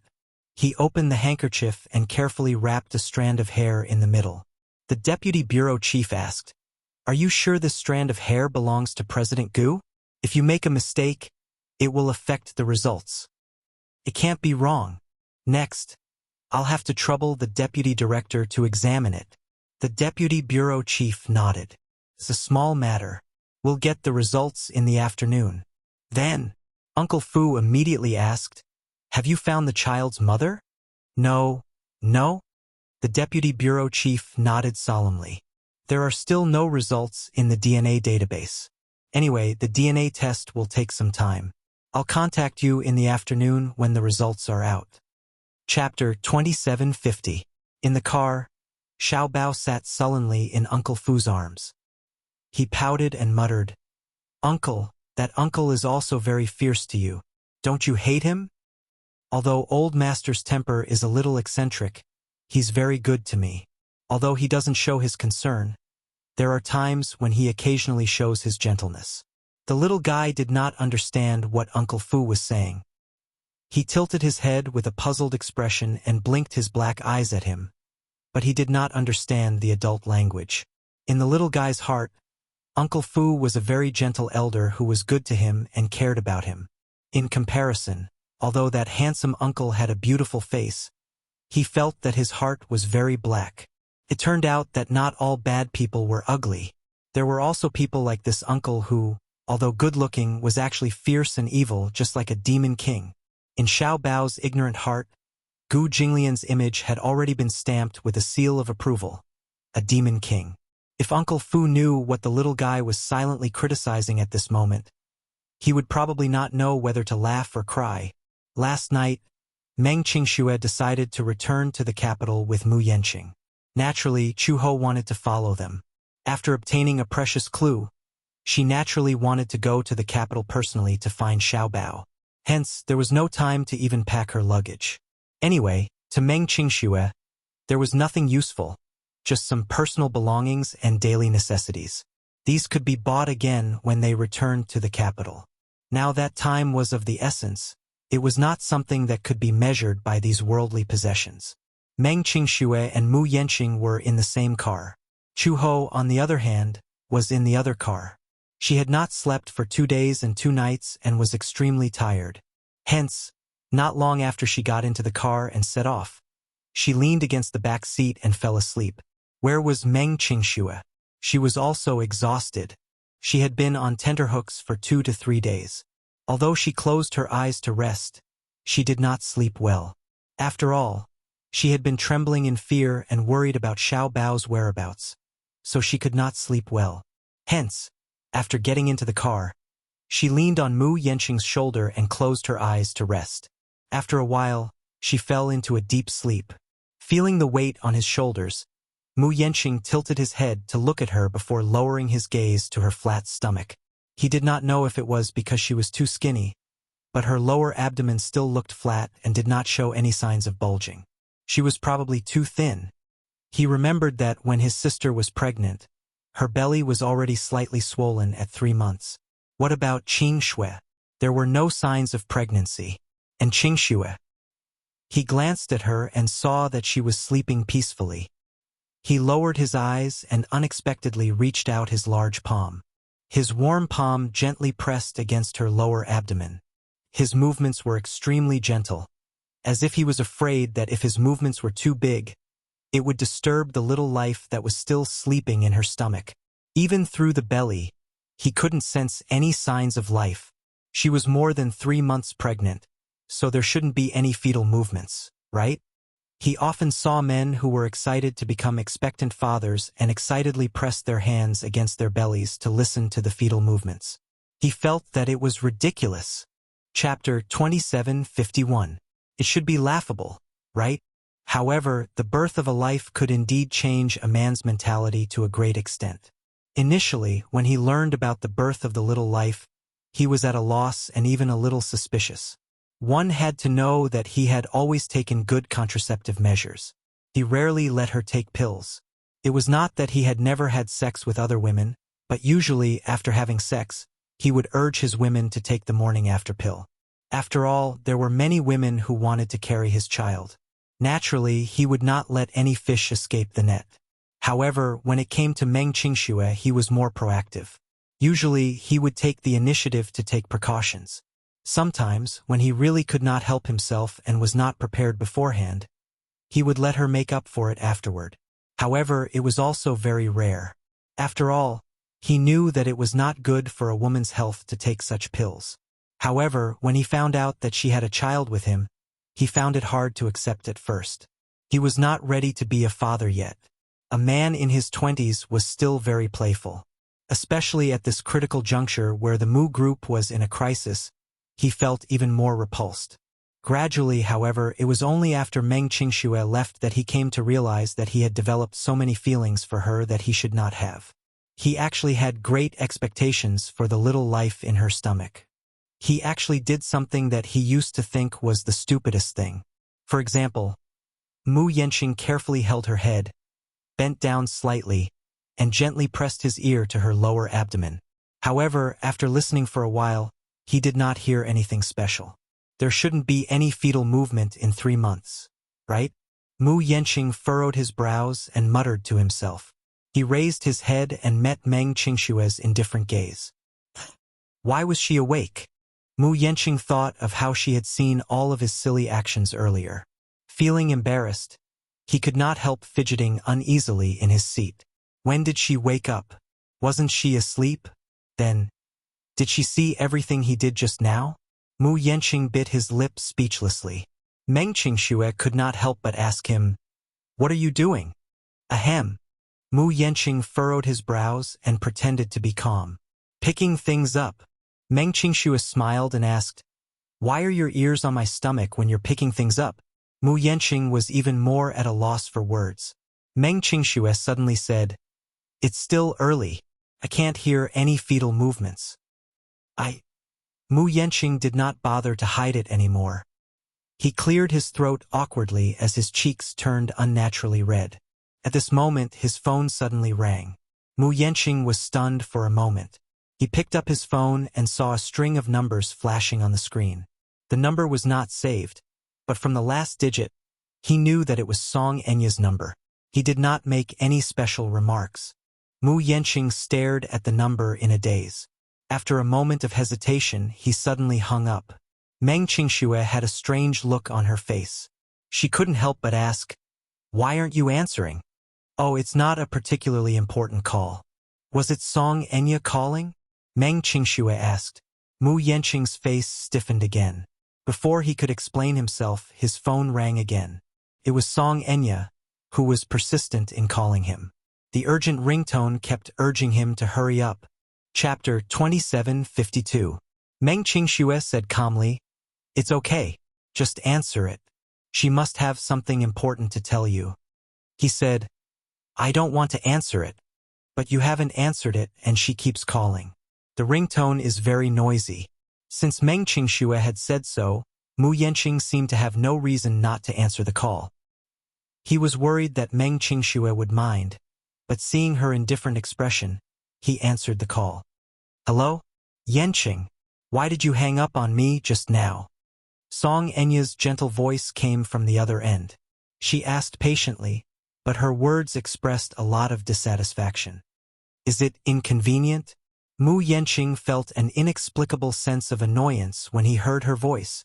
The thought of this woman being so heartless to force Qingxue to such a state made him feel that it was unreasonable. However, he still hadn't sorted out the series of events, and he hadn't figured out how to deal with it. "What's the matter?" Song Enya was dissatisfied with his tone and sounded a little impatient. Hence, she became a little unhappy. "Must I only call you when something's up?" "It's nothing. There's nothing to talk about." Mu Yanqing's attitude was very cold. Compared to his previous aloof attitude toward her, it was much more indifferent. "Hence," she said with some dissatisfaction, "where have you been these 2 days? You didn't even answer my calls. You seem very busy." How could Song Enya not know where Mu Yanqing had gone? She knew that Mu Yanqing had personally led his men to Yen City, but she did not know that he was now on the way back to the capital with Meng Qingxue. "You don't have to ask so much about my whereabouts, do you?" Yanqing. Song Enya was slightly dissatisfied and, at the same time, aggrieved. "You're my fiancé and my future husband. No matter how unwilling you are, you can't deny this fact. As your fiancé, don't I have the right to ask about your whereabouts?" Her voice fell into Meng Qingxue's ears through the receiver. She couldn't help but frown as her eyes gradually turned cold. When she found out that the 2 men were acting under her orders and that she was the culprit behind her unborn child's death, her hatred for the Missy had reached its peak. Maternal instincts dictated this. Any mother would not tolerate any sand in their eyes. They would never allow anyone to harm their own flesh and blood. Even though she did not know who Song Enya was, she was already at loggerheads with her after what had happened. At the thought of this, the corners of her lips curled up coldly. She reached out and hugged Mu Yanqing's arm. Frowning slightly, she pretended to be uncomfortable and groaned softly. On the other end of the line, Song Enya, who was holding the phone and listening to the silence for a long time, suddenly heard a woman's faint moan. "It hurts?" Meng Qingxue gently covered her lower abdomen with a pained expression. "Yanqing?" Song Enya was sure that she heard a woman's voice from the receiver. For a moment, she became nervous and immediately suspected Meng Qingxue. "He's with that B***TCH. Meng Qingxue. Who else could it be if not this woman?" Chapter 2753. Don't tell me that he's bringing Meng Qingxue back to the capital to nurse her pregnancy? At the thought of this possibility, an inexplicable fire ignited in her heart as she felt a great sense of crisis. Mu Yanqing, did you hear what I said? At this moment, Mu Yanqing was a little alarmed by Meng Qingshue's weak moans of pain. However, Song Enya's stern voice on the other end of the phone made him lose his patience, and he could not help but sound a little anxious. What? Mu Yanqing? Who's that woman beside you? Song Enya asked aggressively. Are you questioning me? Mu Yanqing retorted expressionlessly. It's none of your business who I'm with, right? Mind your own business and don't worry about me. With that, he looked at her worriedly. Seeing her pale face, his eyes suddenly became a little flustered. What's the matter? It hurts? Meng Qingshue's voice was more like an invisible provocation. Although it was very weak, it was still brazenly provoking Song Enya's brain. There was no need to think about who had made that sound. She could even tell that Meng Qingxue was deliberately diverting Mu Yanqing's attention while blatantly provoking her through the phone. This Meng Qingxue must know who called Mu Yanqing, so she's provoking me so arrogantly. D***MN. Mu Yanqing. Song Enya was so angry that the veins on her forehead were throbbing. I'm busy now, Mu Yanqing said coldly and hung up the phone. Song Enya held the phone in a daze. When she heard the busy tone from the other end, the corners of her eyes twitched violently. She was so angry that she actually smashed the phone on the ground. B***TCH. She cursed angrily. As if not venting her anger, she picked up the phone and smashed it again. As if the phone was Meng Qingxue. Is this Meng Qingxue planning to officially declare war on me? Was she trying to declare her sovereignty over her by doing this? At the thought of this, Song Enya could not suppress her anger. Her face was ashen as she clenched her fists. Suddenly, her lips curled into a bloodthirsty sneer. Fine, Meng Qingxue, since you've declared war on me, then I'll naturally accompany you to the end. Mu Yanqing's attention was focused on Meng Qingxue after he hung up the phone. Thinking that she was in pain again, he carefully placed his large palm on her lower abdomen and anxiously said, Hold on for a while more. We'll be in the capital soon. Once we're in the capital, I'll transfer my lower abdomen earlier, but it's better now. Meng Qingxue smiled weakly. She felt a little satisfied when he hung up on Song Enya without any hesitation. Between her and I and songs between the two, Song and Qingshue's, this man's is that. This knowledge made her somewhat elated. At the very least, he cares about me. All right, don't worry and don't be so nervous. Didn't the doctor say that I'm fine? Meng Qingxue consoled him, feeling amused. He reminded her worriedly, If you feel unwell, tell me immediately. Don't hide anything from me. Chapter 2754. Uncle Fu brought Xiaobao Chu around the Wanbao building. The Wanbao building had a very famous children's entertainment place called Laji Children's King. There were many game machines that were suitable for Xiaobao to play. Chu Xiaobao had never seen such a bustling building before, let alone such a bustling place. Laji Children's King sold products for infants aged 0 to 13, including clothes, milk powder, calcium tablets, and toys. Chu Xiaobao, who was originally in a very low mood, was immediately attracted by the many toys displayed in Laji Children's King. When he stepped into the shop, for a moment, he was like a little mouse that had fallen into a rice jar, and all his unhappiness was thrown to the back of his mind. Uncle, look! Look! Chu Xiaobao ran in front of a whack-a-mole game machine, and his eyes lit up. What is this? Uncle Fu walked over and squatted down beside him, and then patiently said, This is a game machine. Do you see these little mice? After a pause, Uncle Fu smiled and picked up a small red hammer that was hanging at the side. He handed it to him and explained, When the game starts, these little mice's heads will pop out of the holes. At this time, you have to use the small hammer in your hand to hit the little mouse's head hard. This way, you can get 1 point. Wow! Xiao Bao's eyes seemed to have countless little stars surging. It seemed very fun. Chu Xiao Bao's eyes were filled with anticipation. Then does this game require money to play? Although the little guy was still young, he already had the concept of money. He already knew that when he was outside, there were many things that required money. However, his mother had told him before that he could not simply spend other people's money. Therefore, he did not mention that he wanted to play. Instead, he looked at the flashing red light of the game machine with a yearning look on his face. Uncle Fu could tell what he was thinking. He smiled knowingly and immediately called the shop assistant over. He then paid for the coins and returned to the game machine with the coins. He saw that Xiao Bao was still holding the small hammer and staring at this extremely novel toy, so he deliberately teased him. "Xiao Bao, do you want to play?" Xiao Bao nodded heavily without any defense, but suddenly thought of something and said carefully, "This game costs money. Forget it. I'm just looking, not playing." "Here." Uncle Fu opened his palm. Xiao Bao looked over and saw a few coins lying quietly in his palm. He was surprised. "What are these?" "Coins. As long as you put in the coins, you can play." Once he heard that he could play the game, Xiao Bao could not help but be excited. His face was flushed with excitement and yearning. He asked tentatively, "Can I really play?" Of course." Uncle Fu smiled knowingly and then put a coin into the terminal. After a while, the screen showed, "Start."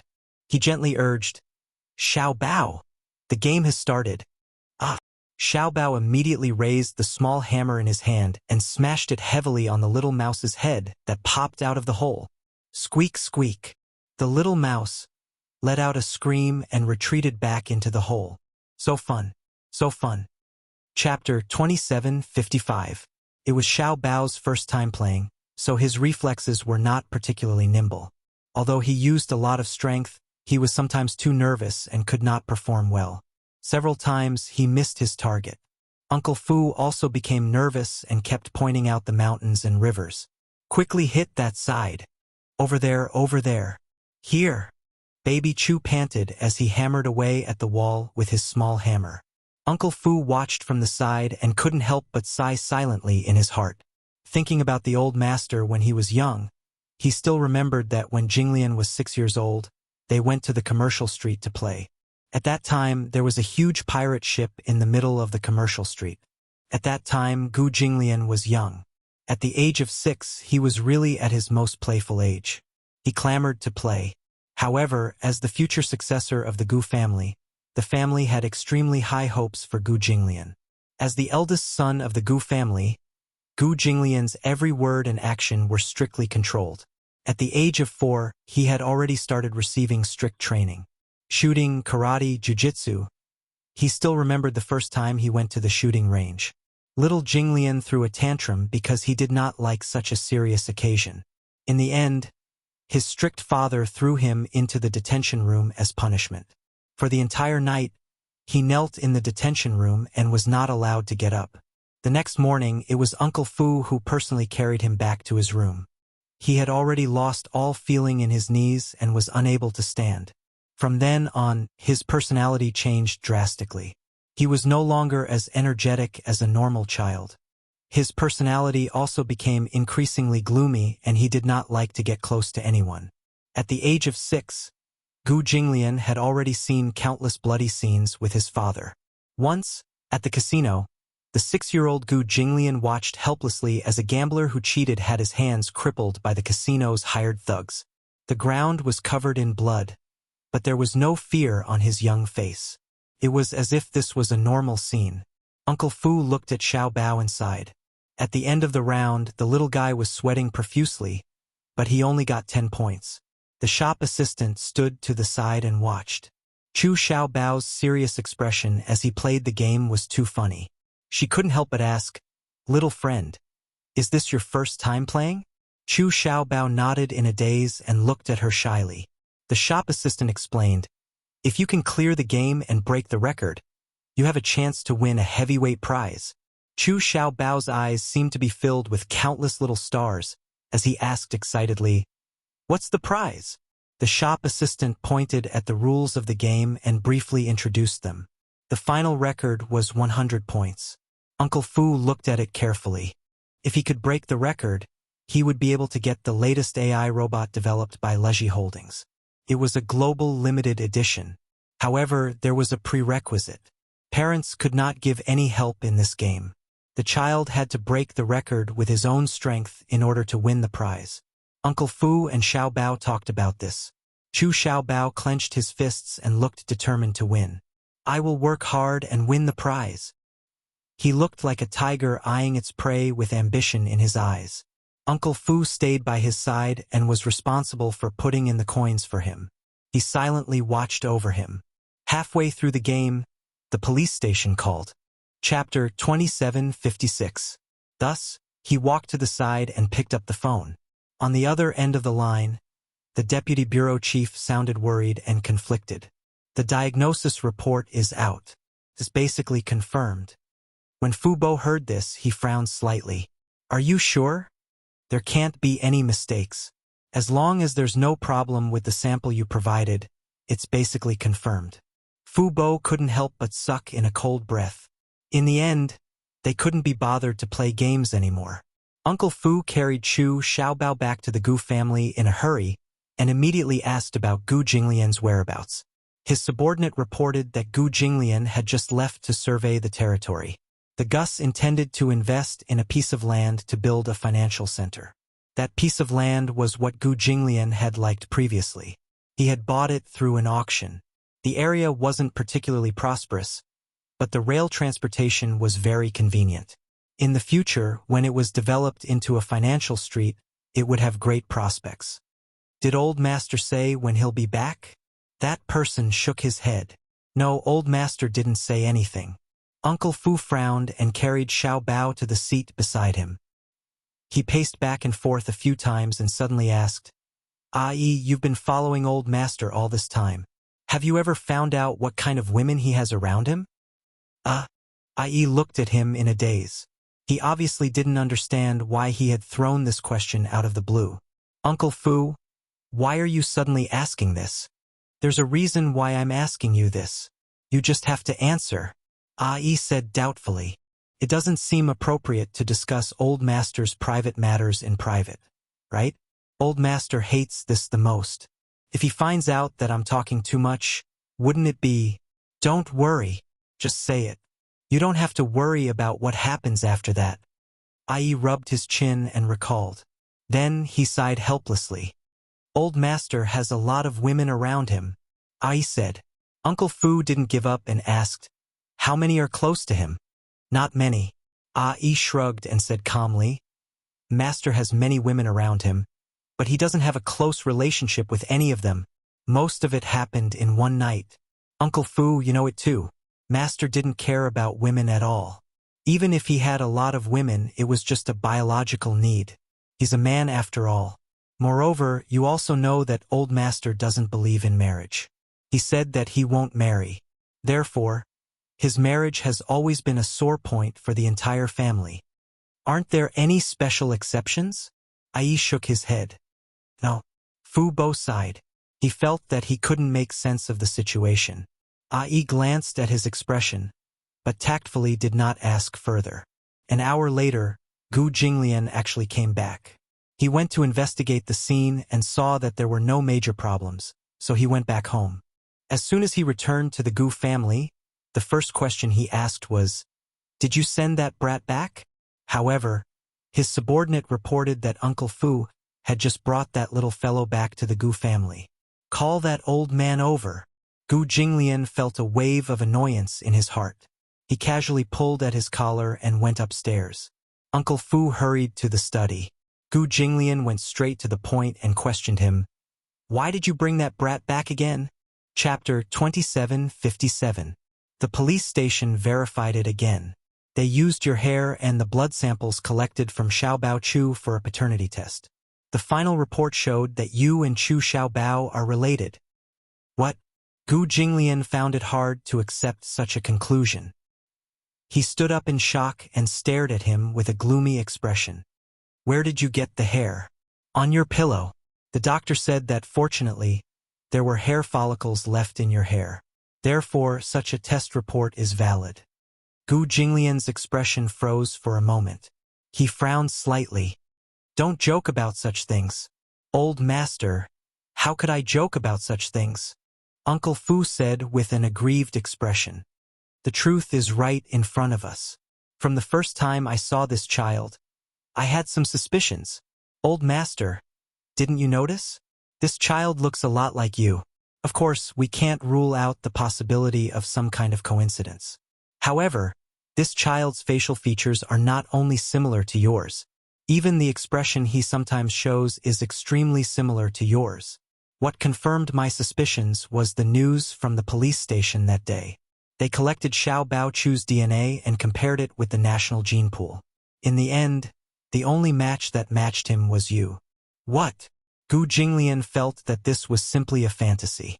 There were countless jaw-dropping coincidences in the world. But it was hard to imagine that such a coincidence would fall on his head. So Xiao Baochu was his child? How could it be?